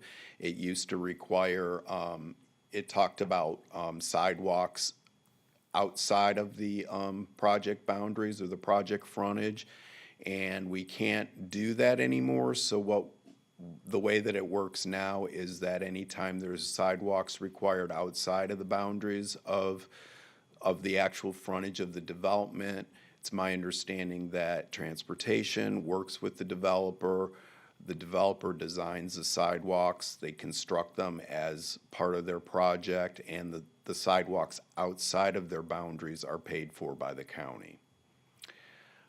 It provides a lot of clarification and examples of how the density bonus is applied. There was a lot of confusion. There's Table 5.6, which includes the future land use categories and corresponding affordable housing districts. So we've tried to provide clarification on how the bonus actually works. And then we've added compatibility standards to address board and public concern expressed in the past for straight rezones. Those are generally they aren't without a site plan for the standard zoning districts. And there's a lot of questions that the neighbors ask, and rightfully so, and commissioners don't have any assurances of what's going there. So we've tried to at least address compatibility, and we've done that. Whoops, sorry. There's a real delay to this. We've done that through adding this section of the code. At minimum, the applicant must choose from 1, 2, 3, or 3 below, and has to comply with 4. So it talks about placement of the smaller lots. It talks about having lots consistent with the adjacent zoning district. It talks about using a screening buffer, and it talks about, and 4 is already a code requirement that requires an additional 20 feet setback for any stories above 3. We added a bulk and dimensional standards for RSF 4.5, RSF 6H, and RSF 9H zoning districts, which looks like this. These lot sizes, widths, setbacks are consistent with those that you would approve for planned development. So this is another tool that we're trying to use to get the lot size reduced and encourage going through an easier process, which would be the straight rezone. It adds language to clarify the applicability of section 365, which is modifications of other standards. Staff has the ability to approve reductions in standards up to, I believe, 20% for affordable housing when they make sense, without going to the board. And we added some language. This provision is not to circumvent the plan development process, but it was intended to address some specific areas of the site where there may be a problem with getting in a lot area and possibly allowing reductions to get 1 or 2 lots more in where I don't know, buffers or so on and so forth might preclude you from getting in those lots. And there are other minor changes for internal consistency. That concludes my presentation. I'd be happy to answer your questions. Thank you, sir. Commissioner Whitmore. Yes, can I have a copy of your slide presentation emailed to me? Sure. Thanks. And, Mr. Chair, I'd like to hear since the unofficial designated person is Commissioner Cruz, I'd like to hear what his thoughts are on what was just presented. Thank you, Commissioner Whitmore. Commissioner Cruz, would you like to comment? Sure. I mean, everything makes sense. A lot of this is, this is a lot of bigger things, and that's what we're going to be talking about on the 19th, but all of this is beneficial to affordable housing. This plan was put in place, I believe, when Commissioner Servio was on the Affordable Housing Board. And, everything that's being proposed is beneficial at this point in time. Is there more we can do? Sure, we'll have that discussion another day, but there's no reason not to make these changes today. Thank you, sir. Seeing no one else on the board, we'll move forward with public comment. We do have one card, Commissioners. Rachel Layton has turned in a card to speak on this item. Ms. Layton, you'll have 3 minutes. Please state your first and last name, your county of residence, and stay on topic. Okay. Rachel Layton, I'm a Manatee County resident. I've been reviewing the draft ordinance all along, so what you see in the public record for my public comment was back in December, and I think there's been some revisions along the way. And I think what I was concerned with is when we have an affordable housing project next to senior living or something that's a larger, higher density, higher building height than what's being proposed, then my concern is, do we need the additional buffering? So I think that that's gone away in the way that Bill explained it today, is that you have those options when you are straight rezone and you're coming in for your final site plan. So I would say this is great change that's coming forward, and I encourage you to approve it. Thank you. Thank you, ma'am. Would anyone else like to come forward to speak on this item? Seeing no one, we'll open up the phones. Has anyone called in interested in agenda item 7? No, sir. Okay, no callers. In that case, we'll close public comment, and we will entertain motions. Oh. Is a motion required, Ms. Shank, first of all? Is action required? Is my mic, yeah. Mr. Chair, so there's no motion required on this item. However, you are correct, the next item, number 8, does require the motion on the time of the public hearing. It's the same ordinance. So we'll entertain motions on item 8. Okay, I'll read it in the record so we have it. I Okay. don't have 8 on here, do you? Hey, I'm missing it. We're missing 8 on our Oh, green sheet. sorry, I mean, I have 8. We don't. Well, you're not looking at the green sheet. Oh, no, I'm not We looking at follow the green sheet. well, I'll read it in the record and then we'll have it. Oh, it's number 1. It On the should be green 8. sheet, it's number 1. Ms. Shank, please read the item into the record. LDCT 2107, ordinance 2203, county-initiated LDC text amendment, section 545, housing program, affordable housing. This is a request to hold the second public hearing prior to 5 p.m. And as soon as I locate it, I'll read the motion. The motion, you would have public comment after the motion. I move to hold the second public hearing to adopt proposed ordinance 2203 on May 19th, 2022 at 1:30 p.m. or as soon thereafter as may be heard in lieu of 5 p.m. pursuant to section 125, 66 4B1, Florida statutes. So moved. We have a motion by Commissioner Serbia and a second by Commissioner Cruz. We'll open this item up to public comment. Is there anyone from the public who would like to come forward to speak on this item as read? Seeing no one, we'll go to the phones. No, sir. No callers today. Okay. Thank you, ma'am. We'll move forward with the vote then. All in favor, please say aye. Aye. Aye. All opposed? Madam Clerk, it passes unanimously. I believe, Ms. Shank, that brings us to the end of our agenda. Yes. Okay. Ms. Shank, do you have any final comments before we close things out here? No. Okay. Ms. DePaul, any final comments before we move on to commissioner comments? It's a real faint red. We have microphones that can make the smartest person look silly. You're pushing it too fast. It's a slow, Tap it, maybe it's working. And tap with it. Microphones. perhaps it's a sign. This is our new this is our new technology. Yes. Commissioner Serbia had the magic touch. So I just wanted to add that at the April 19th Affordable Housing meeting, the special meeting, we'll be presenting half dwellings, a report. I know Commissioner Cruz was asking for that, so we plan to bring that forward. Yeah, In November. that's Wonderful. it. That's all I had. All right. Thank you. Thank you, ma'am. We'll move on with commissioner comments. Commissioner Cruz, I believe you were first today, sir. Don't have a whole lot, just next Tuesday, I'm not going to be at the regular meeting. As I've stated before, I'm going up to DC with Career Source Suncoast and the Chamber and a few other people to the National Association of Workforce Boards to look at some opportunities and learn some things about mentorships and apprenticeships and how to get new jobs and retain jobs here, and there's different ways we can affect. We're talking about affordable housing. One way is to keep the cost of living down. The other way is to get the wages up. So I'm looking forward to heading out there. So I will not be here to babysit all of you. So behave. That's it. You're not our father. Thank you, sir. Commissioner Satcher, District 1. Thank you, Mr. Chair. I just wanted to thank everyone that came out to the town hall. It was a good time.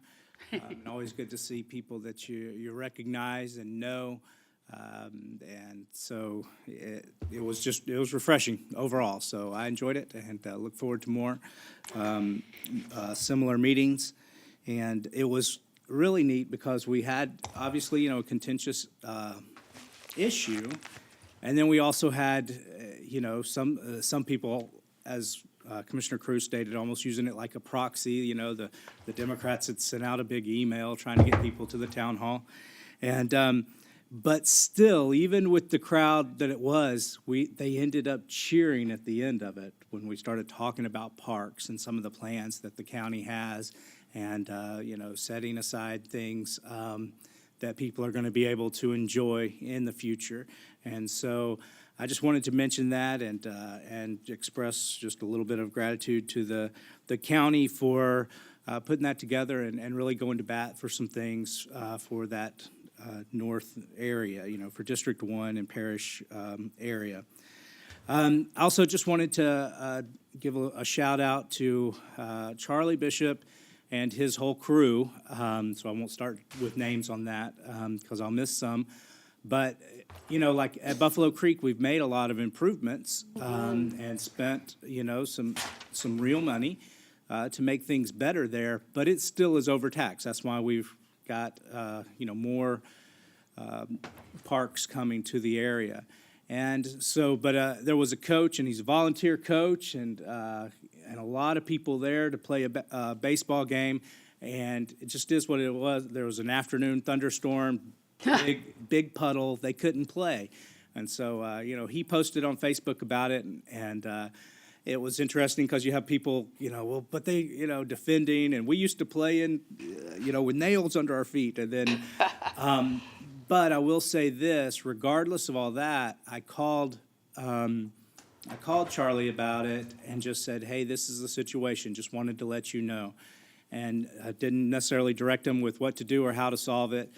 Within the day, he had a brand-new sign that I believe he's planning on putting. He had already spoken to Dr. Hopes, had a new sign that's going to go on all the fences on the fields around the county for someone to call after hours if you ever have a maintenance problem.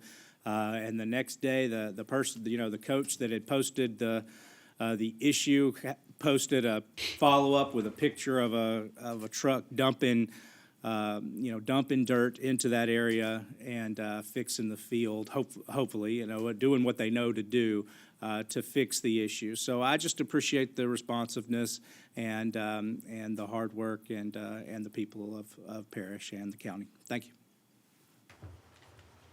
Thank you, sir. District 2. Yeah. I don't know about that Democrat comment right there, but. I love it. Check. I know y'all slide it in every now and then, but being the last of my parents, 7 kids, I've had an opportunity to take some abuse, so I'm cool with that. As long as we keep moving forward and get things done, I'm all cool with that.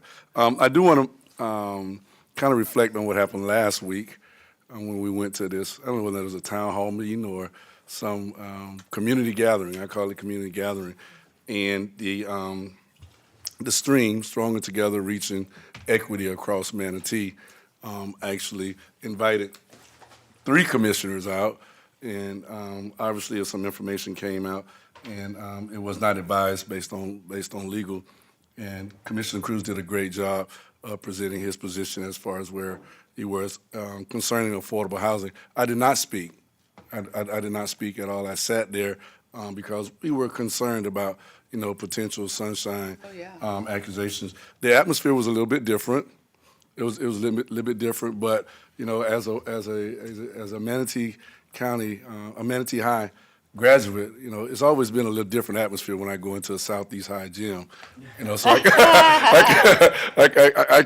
can expect that. I saw some warm faces and things like that. However, I commend the Stream organization, for their strides and their efforts. Although sometimes some of the tactics may not necessarily be the way I would want things done, but when you're trying to get things accomplished and you want efforts to move in the community, sometimes you do things that's not always comfortable. But in order for that diamond to shine, it obviously has to go up under a lot of pressure and up under the fire.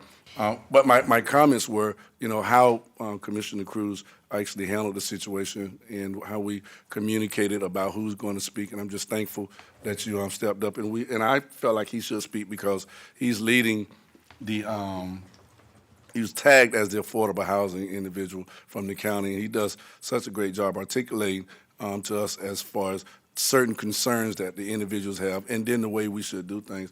The Stream individuals have asked me to come back on May the 16th, and based on, schedule permitting, I will be there. But I just want to make sure I publicly tell you, thank you. Sometimes a lot of that stuff, go in the wrong direction. I'm just being honest with you, and it can be misleading. But for the record, I wanted to make sure it was clear that there was no sunshine violation. I did not speak or anything like that. But the information that was out there is something that we obviously need to deal with.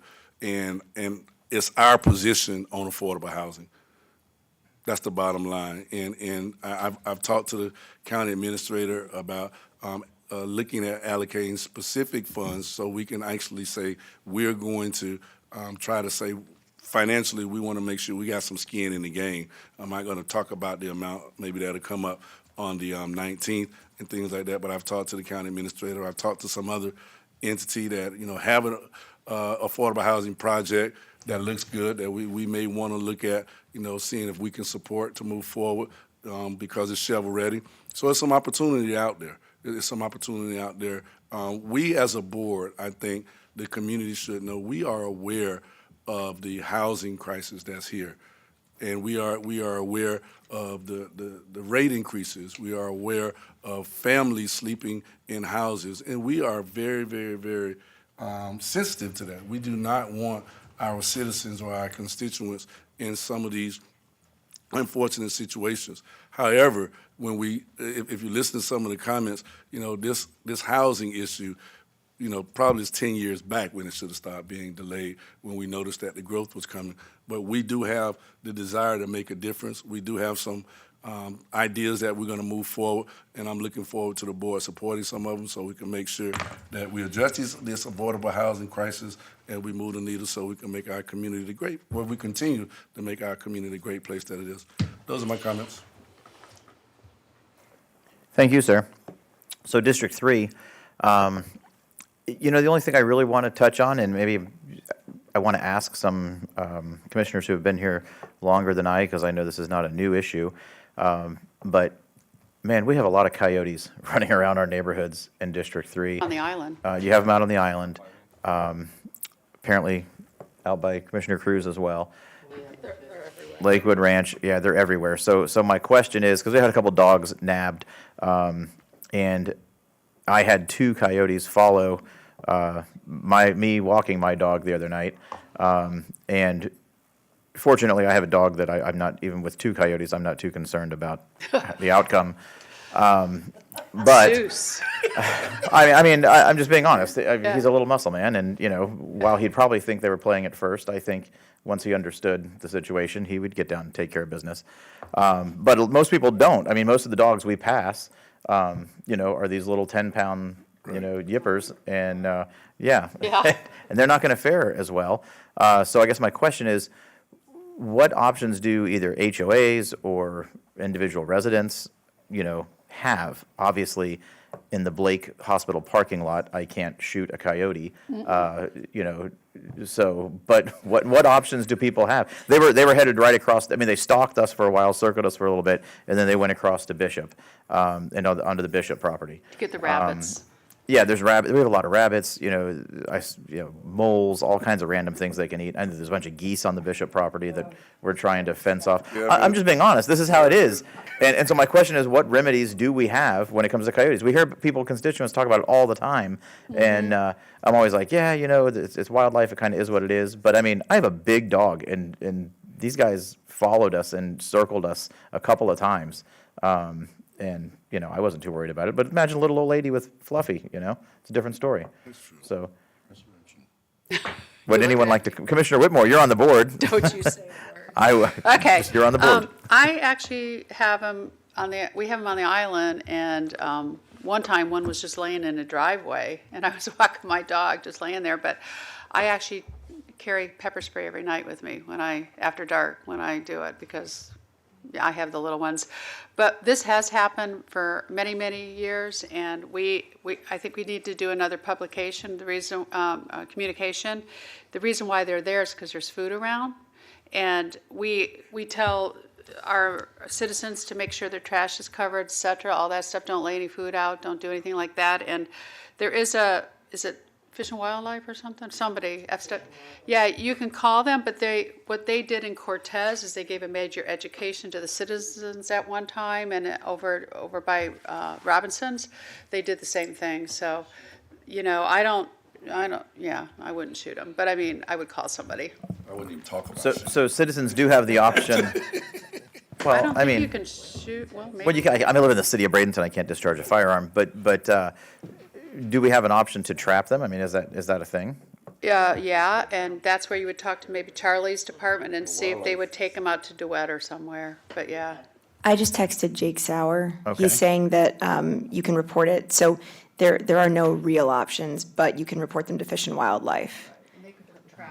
That doesn't do anything. They could track them. And he said you can hire a professional trapper to trap them if they're an issue on your property. But I do worry about like daycare facilities. Out in South Texas, we had a lot of coyotes too, and they would get on base and be around the daycare facilities with the small kids, and you do worry about that, but in addition to the small dogs. So I'm supposed to call a professional trapper. I have no other options, really. Is that a state law or is that a county law? No, they're legal options, but is that a state law or a county law? Let's look into that. Yeah, because if we could do an ordinance, you know, take care of my own business. As people think, if we pass an ordinance saying no coyotes, they'll all be gone. Right. Anyway. I'm getting all these from Jake, but he's saying also it's a state law through the Fish and Wildlife. It is a state law, so there's nothing we can do about that. Maybe we should put it on our state legislative priorities. Coyotes. Okay, but that's all we have are coyotes in District 3. So we will then move on to District 4. Thank you. In District 4, we are fighting with roosters. That's our problem in District 4. I could loan you some coyotes. We could, 2 birds, 1 stone here. You want to trade? Well, it'll solve my problem, but it'll just make your coyotes healthier. Right, So. Yeah, that's right. true. Okay, so Resiliency Conference. So 3 or 4 of us, 3.5 of us went to the Resiliency Conference. hosted by the Tampa Bay Regional Planning Council. It was excellent. There was excellent information, you know, as we learn more about sea level rise and how it's going to impact our communities, we learn more about how to protect our communities. The presentation I enjoyed the most was by the engineers that talk about ways to engineer out of problems. So really good information. I would encourage us at Manatee County to get on board the train because I don't even think we have a resiliency coordinator at this time. We need one. There are all of the surrounding communities around us are doing really great work to protect the future of their communities. So I'd like to see for us to do the same. I want to share with you that I did go out with Meals on Wheels last Wednesday, as I do every year, and delivered meals to needy people in the community. If you have not done that, I would encourage everyone to do that because you really see firsthand how much need there is and what a great service they are here in Manatee County. I also had the privilege of going with some leaders from Guatemala, from El Salvador, that came through our international trade hub at the port. They toured Manatee County, and I was with them on the stop at Oniko Farmers Market. If you have not been to the Oniko Farmers Market, check it out. You will find stuff there that you will not find anywhere else or on Amazon. And some of the best restaurants from Central America and South America inside that little, what used to be a Winn-Dixie store. They are expanding, and I think they're bringing in like 9 more restaurants. So it's a really cool place. If you haven't been there, check it out. Prodigal Daughters, I also had the privilege of touring their facility. They're in District 4. What a phenomenal group they are. They are taking women off the streets who have been addicts and helping them to get acclimated back into society. They're doing great work, but one of the problems that they are struggling with and others are struggling with is that we have regulations in our code that don't allow them to do the business that they need to do. They want to bring in more women, but they're not allowed to do it based on some code definitions. Now, I really see this as a relationship to our homeless population, which is a crisis. So I'd like to see for us to take a look at the LDC and how we can think about changing things that make sense so that we can help group care homes like Prodigal Daughters. I'm glad that you brought up Stream. I did meet with them. I thought they were a fantastic group, very energetic, very grassroots, and they're focused on affordable housing. And, you know, homelessness is a crisis here in Manatee County, and so is affordable housing.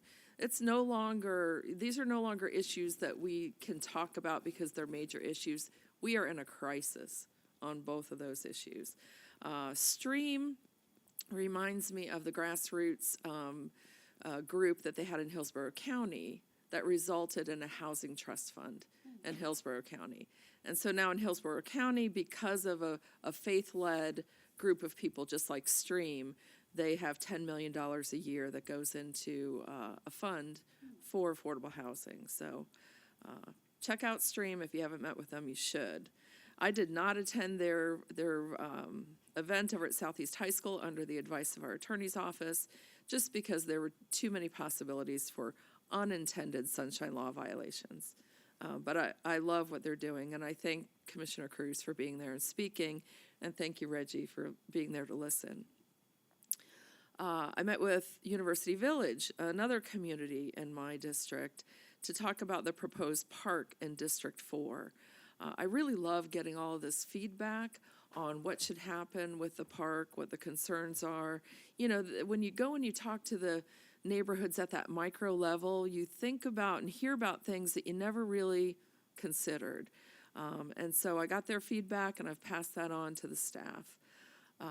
Also met with a homeless team that I've kind of been working with, and it includes our public safety department, Sonia, Jake, Jimmy, the Suncoast Partnership to End Homelessness, Drug Free Manatee, the Sheriff's Office.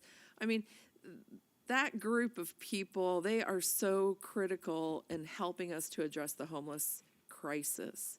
It is a crisis. So I look forward to the April 19th meeting where we're all going to come together. And I encourage our board to bring forth action items. If you have ideas, I have a lot of them I'll be presenting. We need to make a dent in this homeless problem now. So I hope that everyone will really think about the homeless crisis. And I think that's all that I have. But thanks for your time. Thank you, Commissioner. District 5. Oh. The only thing I'll bring up is the summit that Misty brought up. It was very good. I want to thank personally Dr. Hopes. He was on a panel there with other administrators from the region. He did an excellent job, and I can tell you, I'm being as involved in the organization as I am. After he spoke, we had an awful lot of the people, the members, and so forth, come up and talk about what a great job he did. So he really was on topic. You know, the one thing about the word resiliency is that it means many things. It's not just about sea level rise. It's not just about climate. It's everything. Like, for instance, if we had a hurricane here or a tropical storm, how long would it take? How quickly could we bounce back from something like that? So there's a huge definition to that word. Sea level rise is something that is very concerning to me. I've been on the Resiliency Committee, well, since it was first started, which was, I think, 2018. We do have that problem here. It is something that I know in the past, I haven't talked to Dr. Hopes about it recently, but I do know that we did have a Resiliency Committee that was looking at sea level rise and trying to come up with ideas. I know one time we talked about it, it was such a big topic that, you know, that the Tampa Bay Regional Planning Council didn't condone seawalls, and that's not true. I mean, sometimes seawalls are the things to have, sometimes it's not, sometimes you just got to have a living wall, so to speak. So there's many alternatives, many things that we can look at. It's not something we're going to be able to totally stop. It is what it is.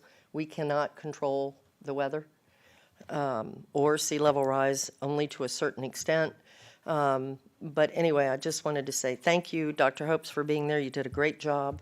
Everyone was very impressed. I know that Sean Sullivan, the executive director, told us the night after the summit when we all had dinner that he was very excited about Dr. Hopes. He thought he was a good asset to the Tampa Bay Regional Planning Council, and he'd have a lot to add.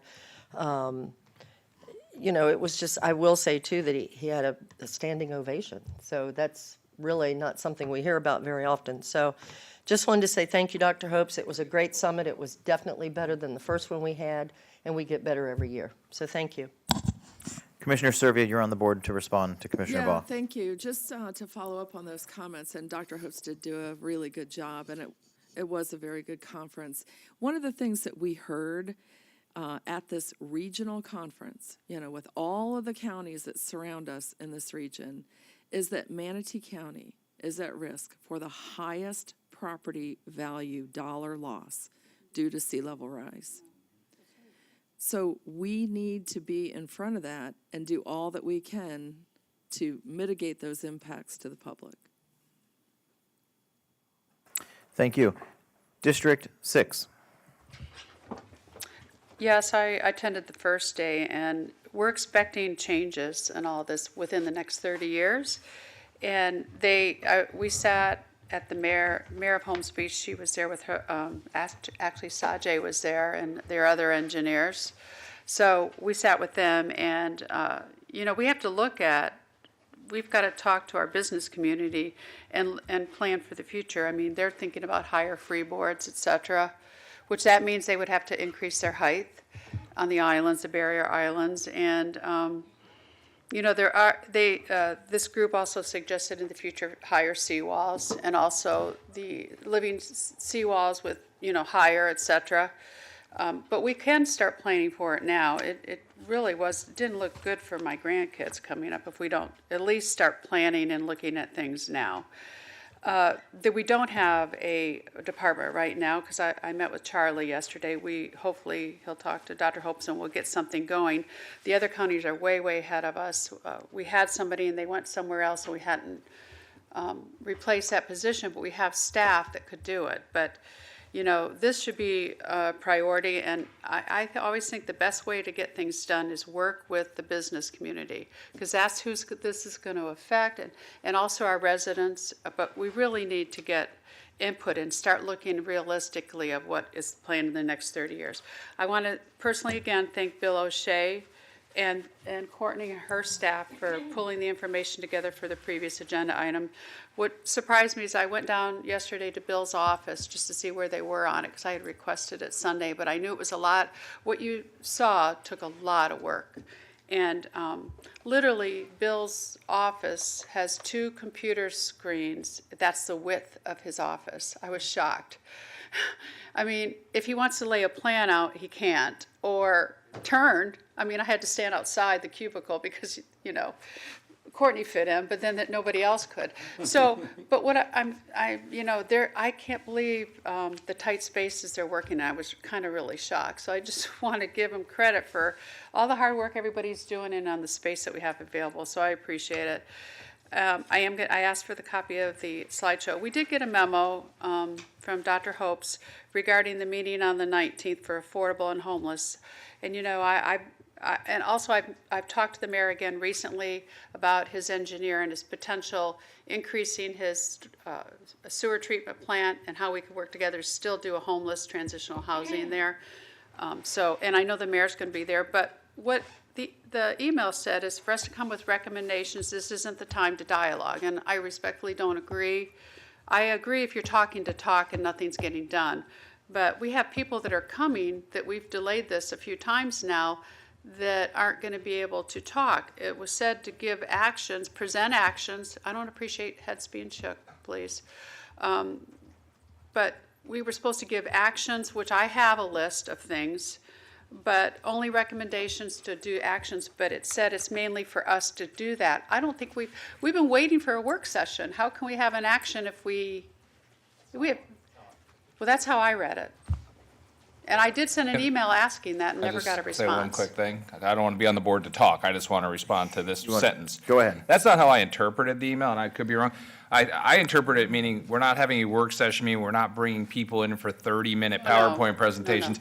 I didn't interpret it to mean that the stakeholders in Manatee County couldn't come in and talk and interact with us, but don't expect a work session type thing. Expect to show up and do work and make proposals and discuss proposals, not hear yet another thing about community land trust, but instead put some actionable items forward. Because That's the how I mayor's- interpreted the email, Okay, good, not 'cause that we weren't including the Pam's community. coming, Coachman, the mayor's coming, Johnson's coming, I think, he's been planning. And I know we're talking on homeless and we're talking on affordable. And I'm respectfully requesting, this is gonna take more than one day. And, you know, everybody likes to get stuff done and move on to the next thing. This is a major issue, just like Commissioner Servia said. And we have to do this the right way. We've gotta, this is probably gonna be more than one day. We were supposed to have one day for just affordable housing, and then we had asked for another day for homeless, and then it's still the same. So, just want you to know. You got something to say? No, they wouldn't, they're not taking this off the screen. Oh, you're not taking, well, because they want to see if you're making faces at me, maybe. Okay, so anyway, it's not like the other one where everybody presented for hours and. That was mine, that's all I. Kevin, I think, he wants The to say order of the something. board is Servia, Baugh, Bellamy. Regarding my deal? I just wanted to respond to some of Carol's comments. Some of Carol's comments? Yeah, because I'm not. And I wanted to talk more about the resiliency comments. I'm going to try and get the presentation that the engineers made. I'm going to try and get the presentation that was made at the conference, because I know the term seawall is used just to mean something at the shoreline, but really, instead of seawalls, what they were recommending are, I think they're called revetments. Yeah. Revetments, which kind of mimic a cobblestone Right. beach, if you will.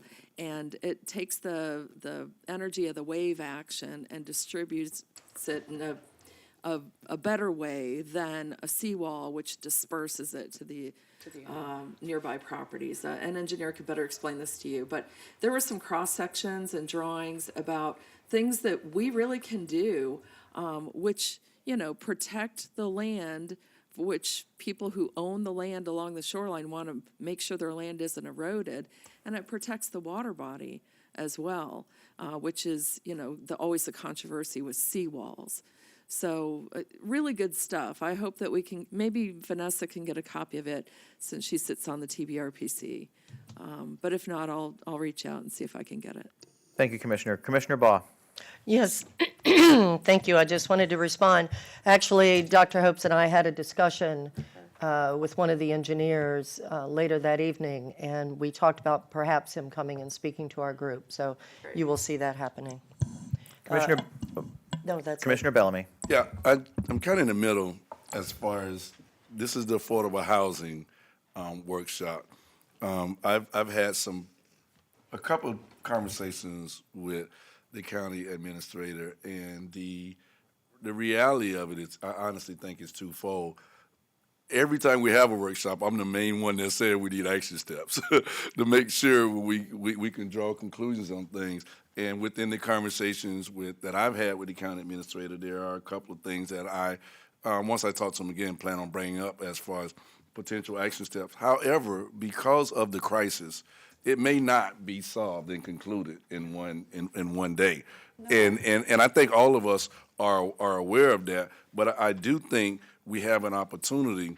You know, it's almost like eating the elephant, right? You take one bite at a time. And what we're saying is the action steps is that one bite, so we can make sure that we're moving the needle on this particular crisis. So I'm wondering, is it the intent of the board for all 7 of us to come up with some type of potential action item at this workshop, so we can say how we get 4 votes to move on that potential action item? And regardless of what takes place, you know, it's going to become 7 or 8 o'clock at night. We're going to get cranky and giddy like we normally do around each other, and we're going to have to meet again. So that's I think you're right. I think you're right, but I'm also listening to what Commissioner Cruz said, and I think I interpreted it the same way, to make sure that we be forward-thinking and we be a little bit prepared to say, this is Do your homework. This is the action item that I want to bring forward. Now, it may be kicked back. I mean, I've worked in my life, I've had a lot of things kicked back, but at least we're trying to take and say we want to attempt to move the needle with affordable housing. Okay. Thank you, sir. Commissioner Whitmore, you still have the floor. Yes, Bell's Corporate called me yesterday. They have a longtime employee that's homeless now, and they wanted to know what I could do. I'm talking to Chris. And was there any affordable housing? I mean, the employee works. And I said, well, the last one we did, we filled it with 250, and there was 800 on a waiting list. So I said, there isn't. So I told them to register with Turning Points to get in the system. But, you know, and then, you know, I said, we're looking at multi-zoning in the future, so when we have industries coming, possibly having housing on their property to have a housing if their employees need it or something like that. And they thought that was a great idea in the meantime. So this is just another thing where I feel like I can't do anything. They did text me, and she did register, had already registered with Turning Points, but they can't do anything. So some of the employees have gotten together and helped her with a hotel right now, but that isn't going to last. That's not a long-term situation. And that's, you know, and that was just yesterday. Again, Commissioner Satcher mentioned parks today, and I know I saw the video. There was a video at the town hall regarding this potential park that we may have in the future, and told all the things that we're going to have there, which is all great, but at the next meeting, I'm all about process. We need to have an action vote at the regular meeting to proceed and investigate it. We have had nothing like that. We have people that are negotiating and talking to people, which is fine, but we need to have, the board has not voted for any direction to move forward to look for another area that we could possibly have, from what I heard, the sheriff and others, and a park, and maybe a pool. We don't have any action, so it's not even in the CIP. And I know there's other things moving along, but we set the policy here. So, and I have no problems with what was discussed, but we as a board, I heard it on the video. I had heard some things were going on, but I heard more in detail on the video, and that's not the way I don't think it should be. I think it needs to be coming before the board for an action. And again, I support it, but we have to have a process. It's not in the CIP. Commissioner Satcher, it's your district. Why don't you just schedule And then a part of a workshop, add it on to a workshop? Or vote to do it, to move forward with it. Or add it as an agenda item. Yeah. Well, no, I don't think we can do it on the agenda yet because it's all kind of, Dr. Hopes, you want to speak on this? Mr. Chair and Commissioners, I think what Commissioner Whitmore is referring to is a process that I think the county administrator goes through every year to prepare his proposed CIP budget for the board to discuss and debate at a number of work sessions as well as the budget. And so I think it's in the normal course of staff preparing a proposed CIP. As you know, staff has been meeting with you individually to get feedback on last year's CIP and where you may want to propose additional projects, et cetera. So staff and I have every intention of bringing items to you. We do not approve the budget. We just make a recommendation. Thank you, Mr. Chair. Mr. Chair. Commissioner Whitmore. This was discussed at a public meeting, and it's probably even going to be in the newspaper, this one project. Probably Sunday. I heard you say stupid, so let me talk, please. No, you. He? Yes, Commissioner Baugh. Mr. Chair. The shoe fits. Floor is yours, Commissioner Whitmore. Yeah, I just want us to have a process that we're following the rules, and I think Commissioner Satcher is the perfect one to bring up, to move forward on looking at other properties. It's not, has this board said we want more projects in North County, more parks? No, we've said we want Central Park to move forward. Until this other issue came up, I didn't know that we were looking, and the board has never said it. So I'm not going to argue. I just want us to do the right thing. I support it, but I want policy. I don't want people going behind back doors and then me hearing about it on a video. I think that's only fair. Since I do represent the whole county and it is my district. Commissioner Baugh, you were referenced. Yeah, and well, I was on the board anyway to respond to this. That too. If you heard me say the word stupid, it doesn't mean it was necessarily at you, but anyway, I don't even remember saying it, but I won't comment anymore on that. I saw the video and I read the email that came, and I understand what's going on, and I do expect it to be in the print, in the newspaper, probably this coming Sunday. I don't think anyone would be shocked by that. Obviously, we know what's going on here. As far as the park, the bottom line is the county administrator and the county commissioner didn't do anything wrong. I have discussed many things in my district and started moving forward and trying to get everything together before it's brought to us for a vote. That's not uncommon. I know Commissioner Bellamy, with his pool, that was something we discussed over and over and over again, trying to, from the first time it started, and we were getting the money in the CIP. So I'm not sure why you would make, a comment that I guess you're saying, if I understand you correctly, that you feel that our county administrator did something incorrect. I don't think he did. I think that we have discussed, this board has discussed in the past, needing more parks over in District 1. That is not uncommon. We have talked about that in the past. Personally, I'm very glad that we are moving forward and trying to come up with a plan. I will tell you that I specifically asked the county administrator last year that I wanted to meet with him once a week, moving forward, to make sure that I kind of knew what was going on and what everybody was looking at in the county. That's how I chose to stay on top of what was happening. And I can tell you, I even had a discussion in my briefing the other day, and I know I asked the question specifically if we had done anything incorrect, and I was told no. So I really don't think that it's fair that a certain group tried to make accusations against the county administrator or Commissioner Satcher. I mean, I would do the same thing. So I don't think it's inappropriate at all.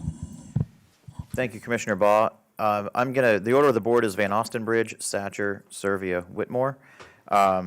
So I have spoken to the county administrator about this on a couple of occasions about the specific property.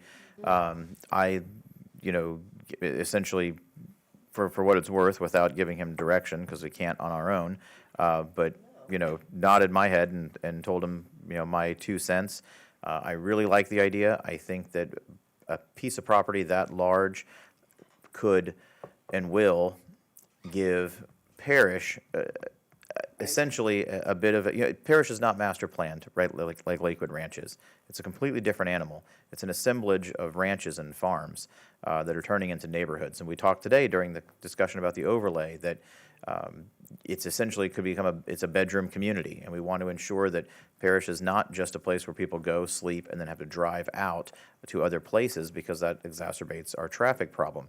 So Parish needs its own commercial, it needs its own amenities, and it is growing to the point, it's unincorporated Manatee County, it's not a town or a city, but it's growing to a point where it has a population that is similar to a town or a city, and so it needs to have some sort of a planned area that is, whether it's a downtown or it's a city center, something along those lines. And so that was what I relayed to Dr. Hopes that I wanted to see come of it. Yes, a park, fine, but in addition to that, there's a much more to it, and I want to see us sit down and talk about rezoning some of that property, laying that, having our planners lay it out in a way that creates essentially sort of a small downtown, quaint downtown, something that, we can even control what is built there, so that it has that small southern town feel to it when you're there, whether it's a town square or something along those lines.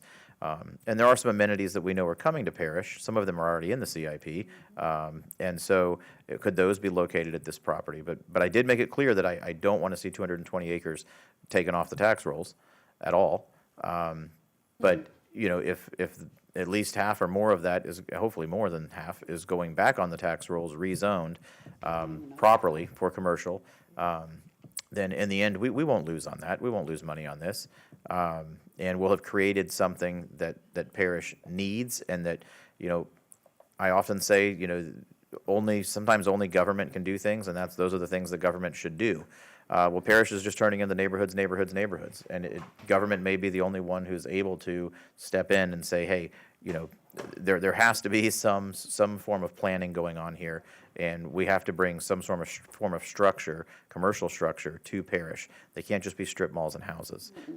Anyway, so that's what I relayed to the administrator, and I've been supportive of this the few times that we've spoken on it.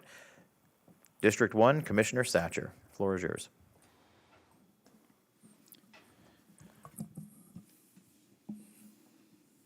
Thank you, Mr. Chair.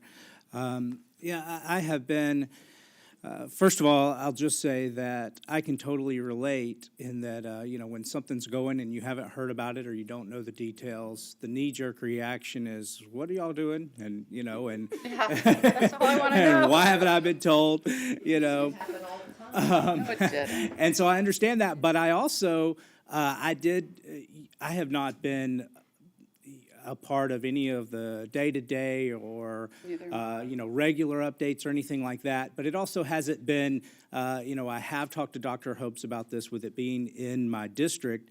And I'll be honest, I felt the issue. I was like, if everything is out before we've, it's like if you got a baby, you can't just throw it out on the street to go walking down. You got to take care.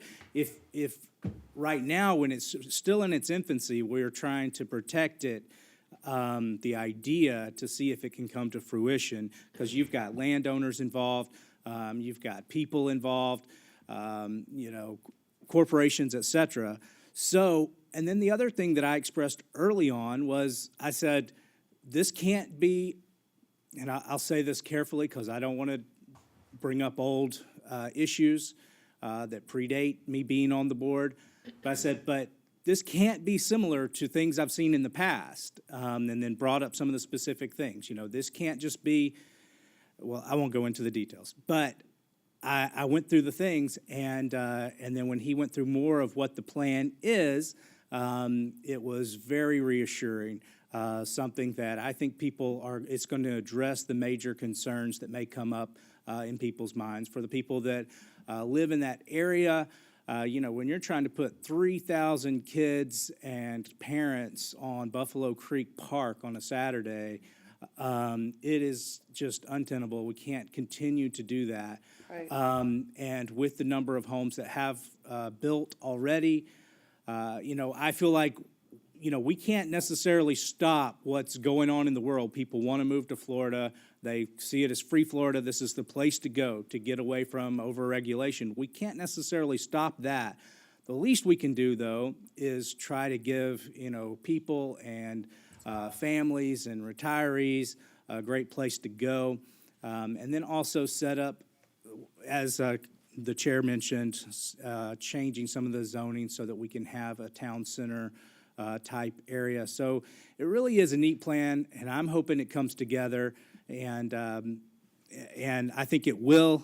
And I'll just say also that I have seen time and again, and that Dr. Hopes has been a very capable negotiator on different projects that he's been kind of spearheaded.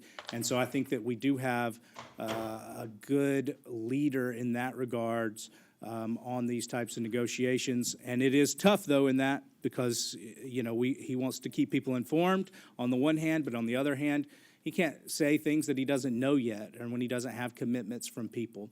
So, but it's going to be good, and so I'm excited about it, and I think the people of Parrish, and not just Parrish, but the whole county are going to be excited about what's coming to the area. Thank you. Well said, Commissioner Satcher. Always interested to hear from the planner on these types of things. Commissioner Servia. Well, I have some comments, but they're not about the park. I want to talk about decorum. And I like to bring this up from time to time. There are times when I just let it go because I hate to even draw attention to it. We got these microphones so that we can turn them on and turn them off so that the public can't hear the mumbling and comments made under people's breath.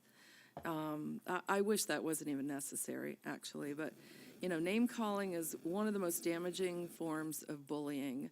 And when I hear a commissioner call another commissioner stupid and then say, well, if the shoe fits, I cannot say it enough. Please, we need to work together as a team so that we can win championships here. We do not need to tear each other down and rise up to the privilege and the honor of sitting in this seat. And let's work for the people of Manatee County. And please stop the pettiness. Thank you. Commissioner Whitmore. I'm not talking about that. So I have one more thing, please. I have one more thing after this, but I support the part. Scott has told me a couple things, but then I learned more when I watched the video. That's not what I was talking about, everybody. You're not getting it. We have not given direction for staff to investigate this. I don't appreciate the size and stuff. We have not given staff direction to move forward to look for something because it's all related to the budget and the CIP and where we're going to get the money. There may be options, we all know that, but we have not given direction as a board to pursue this. That's all I want. Nothing else. I agree with it. I support it. May I dialogue? Yeah. Are you looking for action? Do you want us to do that? Yes, and I'll make the motion, but I thought with George's rules, we had to wait till the next meeting, and maybe Satcher wants to do it. Just move direction on investigating areas in the North County for future recreation and other services. That's it. I think we should. Does anybody oppose Commissioner Whitmore or Commissioner Satcher making that motion during commissioner comments? I'll make it now and see if it passes.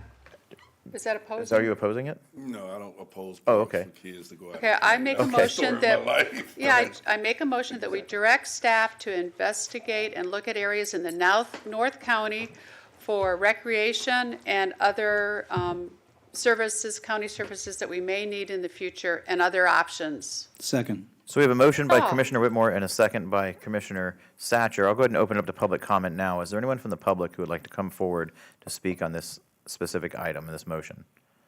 Seeing no one, we'll go to the phone. Is there anyone on the phone who would like to speak on this motion? Okay, so no one. We'll close public comment. The order of the board, folks, is Baugh, Satcher, Bellamy, Servia, Cruz. Baugh, Satcher, Bellamy, Servia, Cruz. Commissioner Baugh.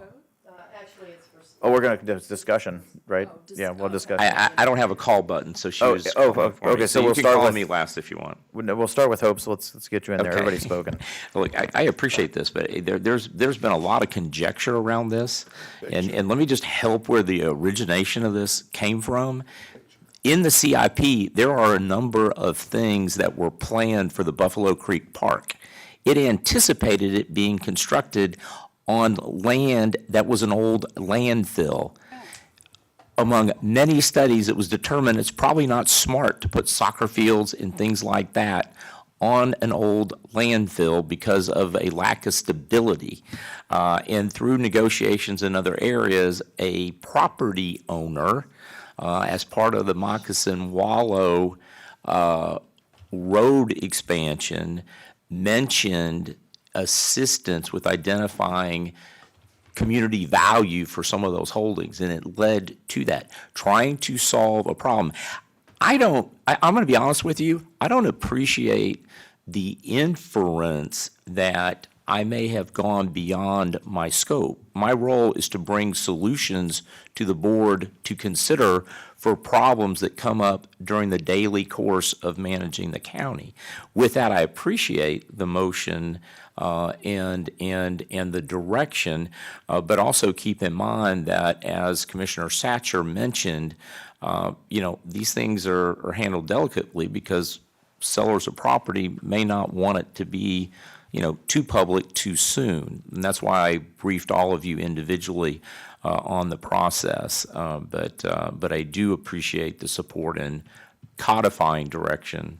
But I just wanted everybody to understand that Commissioner Satcher was part of needing to find alternative places for what had already been approved in the CIP, because it also would not fit on the Fort Hamer property. Thank you, Mr. Chair. We don't know that. Thank you, sir. Commissioner Baugh. Yes, thank you. Is this pertaining to this? I just wanted to say that, number one, I think the motion is a good idea, so that everyone is evidently on the same page. I think that maybe, again, the key word here is communication. I had heard about it because I have a meeting with the county administrator every week. I think Commissioner Servia, you do as well. I do. Okay. So, I think that it's very important, the word communication. But I would also say, commissioners, I was actually talking to Dr. Hopes, not a commissioner, but I appreciate being evidently pulled out and discussed. And I would just say, commissioners, that not a one of you sitting here mostly can say that you've never maybe said something incorrectly on the dais or maybe been inappropriate. So I think it's a very good idea. In fact, even calling people commissioners criminals, I think it's a very good idea that we do work on our decorum, and I think we should all stay attuned to that the best we can. Thank you. Thank you, Commissioner. Commissioner Satcher. Thank you, Mr. Chair. Thank you, Mr. Chair. I just wanted to reiterate that I think as we see more of this plan, it does not, before anyone gets going, there are major differences from things that have been done in the last, say, 5 years. I'll throw that out there. So major differences that will put people that look at things similar to me at ease once you hear them. And I just want to let people know that coming out of the gate, because I checked on a lot of the concerns that I've had with past decisions. So I wanted to say that. And we have, the CIP does have, money for soccer with 675 public-private partnership that I am still hopeful will come to fruition. It has the Parish Central Park, and even that part, more than half of the land on that was involving people or organizations other than our own as to whether or not they were going to cooperate. So I just say that to say I think some flexibility and has to be part of the process before we get all the details. We have to figure out what they are. But I'm glad that we're having this vote, and I appreciate the support on it. Thank you. Thank you, Commissioner. Commissioner Bellamy. Yes, to the youth that are out there that are tasked to watch the county commissioner meetings for your civic classes and your social studies classes. The word conjecture means an opinion or conclusion formed on the basis of incomplete information. Unfortunately, that is the foundation of the industry that we currently work in as politics. We have a lot of that going on out there. So, about Paris, all right, I will support the motion. I will support the motion. However, because of the growth, I really think if we're going to take and start talking about recreation parks, we have at least 2 full-length basketball courts out in Paris and at least 1 pool, so we can make sure that Paris Community High School can have the ability to go and those swimmers can train and they can have the recreation and things like that. So when we are actually talking about this, we need to make sure that we begin with the end in mind. Thank you, sir. Servia Cruz Whitmore. Commissioner Servia. Yeah, I'm going to support the motion. I think that good communication is behind every successful story and bad communication behind every failure. So we need to make an extra effort to communicate. More communication is good, especially in a public setting where you're talking about a policy setting board. So I appreciate all the efforts that have been done to get this part going. I understand the reasoning behind it, but it's a good thing to talk about it. So I'm glad we have the motion. I'll be supporting it. Thank you, Commissioner. Commissioner Cruz. Call it, George. Yeah, I don't care about the motion, knock yourself out. People should be always looking. I don't know why we need a motion to direct our park staff to look for parks. That's kind of like the fundamental job they have, so this seems a little silly. But whatever. But this isn't a budget, and that's where I was going with this. And I'll play devil's advocate here because I do know what this is referring to, and I do like the direction the plan's going. But just again to play devil's advocate because everyone's kind of saying it is what it is. We have a massive CIP budget. I mean, just an astronomical, can never possibly all be fulfilled CIP. And a limited amount of dollars and 30% inflation in material costs. This is going to be a tough CIP year. I just met with the CFO earlier this week and said the same thing. This is going to be tough to figure out how best to use our dollars because it's taxpayer dollars and we have to be cognizant of what we have to spend and where it's most important to spend. And as with every case, there's trade-offs. Is this park and parish more important than a slide in Palmetto? Is it more important than pickleball courts in District 3 or an aquatic center in District 5? Everything's a trade-off. It's not unlimited money. This isn't the federal government where we have the ability to endlessly print dollars. We have a finite amount of money. So, my only concern with this conversation, again, strictly devil's advocate, I like the project, but I can see where people's heads are at, is we set policy and we have tough decisions about which projects to put money on. And sometimes it feels like people are out kind of front-running policy decisions by drumming up support and petitioning for things just to kind of steer policy and direction for our CIP and this board ahead of time because you can't put that genie back in the bottle. When you go out and start telling hundreds of people, we're going to build you soccer fields all over the place off of landfills and we're going to do this and do that and whatever. And yes, it may cost the vast majority of our CIP, but email your commissioners, support this project. That's the concern, is we should be discussing where we want to direct our dollars first and then going out and engaging with the community. So that's the only thing I'll say about it. I like the project. I like parks. It's one of the main things I focus on is parks. But that's where people's heads are at, is let's take a step back, look at the CIP this year and figure out where the dollars are best to be spent and then start working with the citizens as opposed to doing things kind of on non-notice town halls where nobody else can even be present because of sunshine and having major discussions about future policy issues without the policies being dictated first. Thank you, Commissioner Cruz. Commissioner Whitmore. Just real quick on that, then I have one more thing on my items. I hear, and again, this is going to take a work session because I just hear in the public that we're going to, at first I thought, you know, that wherever we're going to do, whatever we're going to put the pool there, but then I heard now it's going to be at Central Park so we can help the school out. Why isn't the school giving us some money for this kind of stuff? This is what aggravates. We're trying to help the school build a pool. This is supposed to be for the citizens. We're helping the swim teams. Fine. Why aren't they paying for it or half of it? You know, I just don't get it. So that's just a comment whenever we decide to do. My last thing for the agenda is Rattlesnake Key. I think that, you know, I think probably the governor's going to sign it because he's pushed it, and so is Senator Boyd. I think we need to recognize them like we did Bill Galvano on 44th. Huh? No, Rattlesnake Key, the governor gave us $21 million. And Jim Boyd, this is very near and dear to his heart, as you know. He lost a family member that passed away drowned here. And I mean, you know, this is a place for history in Manatee County where a lot of people go. So if the governor signs this, I think we should have some kind of recognition to them on the island somehow. I don't know what the city, I mean, you know, I think that they should be recognized just like we did 44th, and I would just hope the board will consider that. That's all, and I'm done. I don't think that's a bad idea. I think you should bring us something. So I have Satcher and Baugh on the boards. We still have not voted on the motion. Commissioner Satcher? Thank you. Thank you, Mr. Chair. I just wanted to say quickly that I appreciate the support from everyone, and specifically, I was going to mention what Commissioner Cruz said.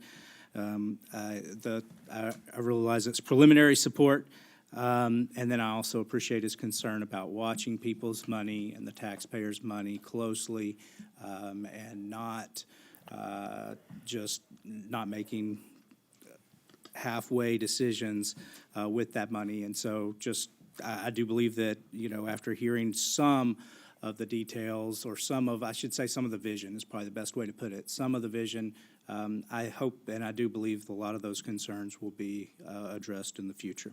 Thank you. Thank you, sir. And Commissioner Baugh? You're the last one on the board. Daggone light. I think Commissioner Whitmore is correct about Senator Boyd. My only concern is I believe, and maybe it's changed and I didn't know it, I'm looking at you, Mr. Chair, because I'm sure you probably know, but isn't that going to be a state park? It's not going to be run by us, is it? Yeah, Charlie Hunsinger and I both tried to convince Senator Boyd that the county would do a great job running that as a county park, but he insisted that it would be part of the state park system. That's what I thought. I mean, that was what I recalled too, but I didn't know if maybe it had changed after that. But I think that Senator Boyd, it would be a great thing to do for him, to recognize him and his family. I mean, he was born and raised here. He's been here forever. But I don't know if we can legally do it. Yeah, they're fifth generation from Terracia, actually. The Boyds are 5 generations deep in Terracia. Mr. Chair, I would just suggest that the debate be around the motion that's on the table. Yeah, let's move on with the motion then. Let's go ahead and call this. All in favor of the motion, please say aye. Aye. Aye. All opposed? Madam Clerk, it passes unanimously. Okay, and I would also just in the end say that I actually agree with Commissioner Whitmore on the Boyd recognition, but I also agree with her on DeSantis as well, but the issue of the schools not contributing to pools. One of the main reasons we're trying to expand the number of pools is for swim teams. Dr. Hopes, why can't they pitch in? Well, I think the superintendent's chief of staff is in the audience, so I'm sure he and I will discuss it at lunch, so I appreciate teeing it up. Absolutely. Is there any other business for the order? Go ahead, sir. Mr. Chair, I would like to address it because I was not there when the comment was made calling Manatee County out, but I will tell you the focus of the 3 topics that the administrators were assigned to discuss, ranged in a number of areas, including resiliency around the general focus of the meeting up there, and what I talked about was basically water and the fact that Manatee County has not only our coastline on the Gulf of Mexico, but the 2 estuaries, numerous creek basins and river basins, and the Braden River and the Manatee River.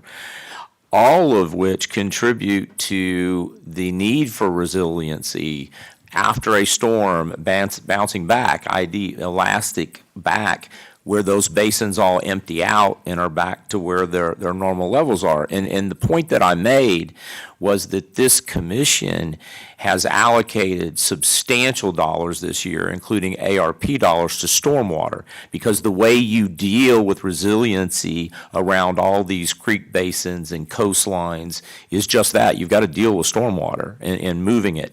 In addition to that, you had a very robust debate when we were taking up the perils of flood, a transmittal approval to go to the state. As you know, it has come back with some minor edits, but staff has taken, made an attempt to address the issues that came out from the engineering panel around engineered solutions to mitigate that risk. So when it comes back to you at the next meeting, the next land use meeting, and I think the agenda will be published today, I'll call your attention to our attempt to address what the engineers were pointing out regarding resiliency and our coastline, and I hope you'll support that language, because it doesn't mention seawalls, it doesn't mention fill, but it does talk about engineering solutions to reduce that risk. With that, I will end my comments. Thank you, Mr. Chair. Thank you, sir. Is there any other business for the order? All right, with that, before noon, we are adjourned.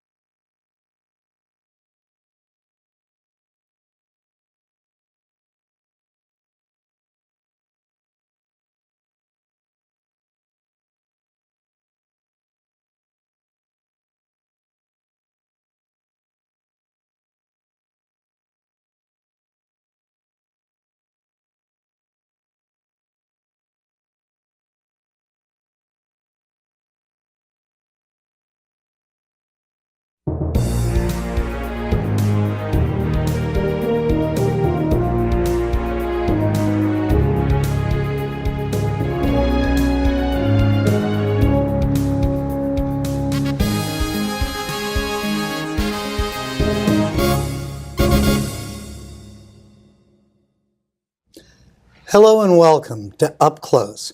I'm Charles Clapsaddle, Station Manager for Manatee Educational Television.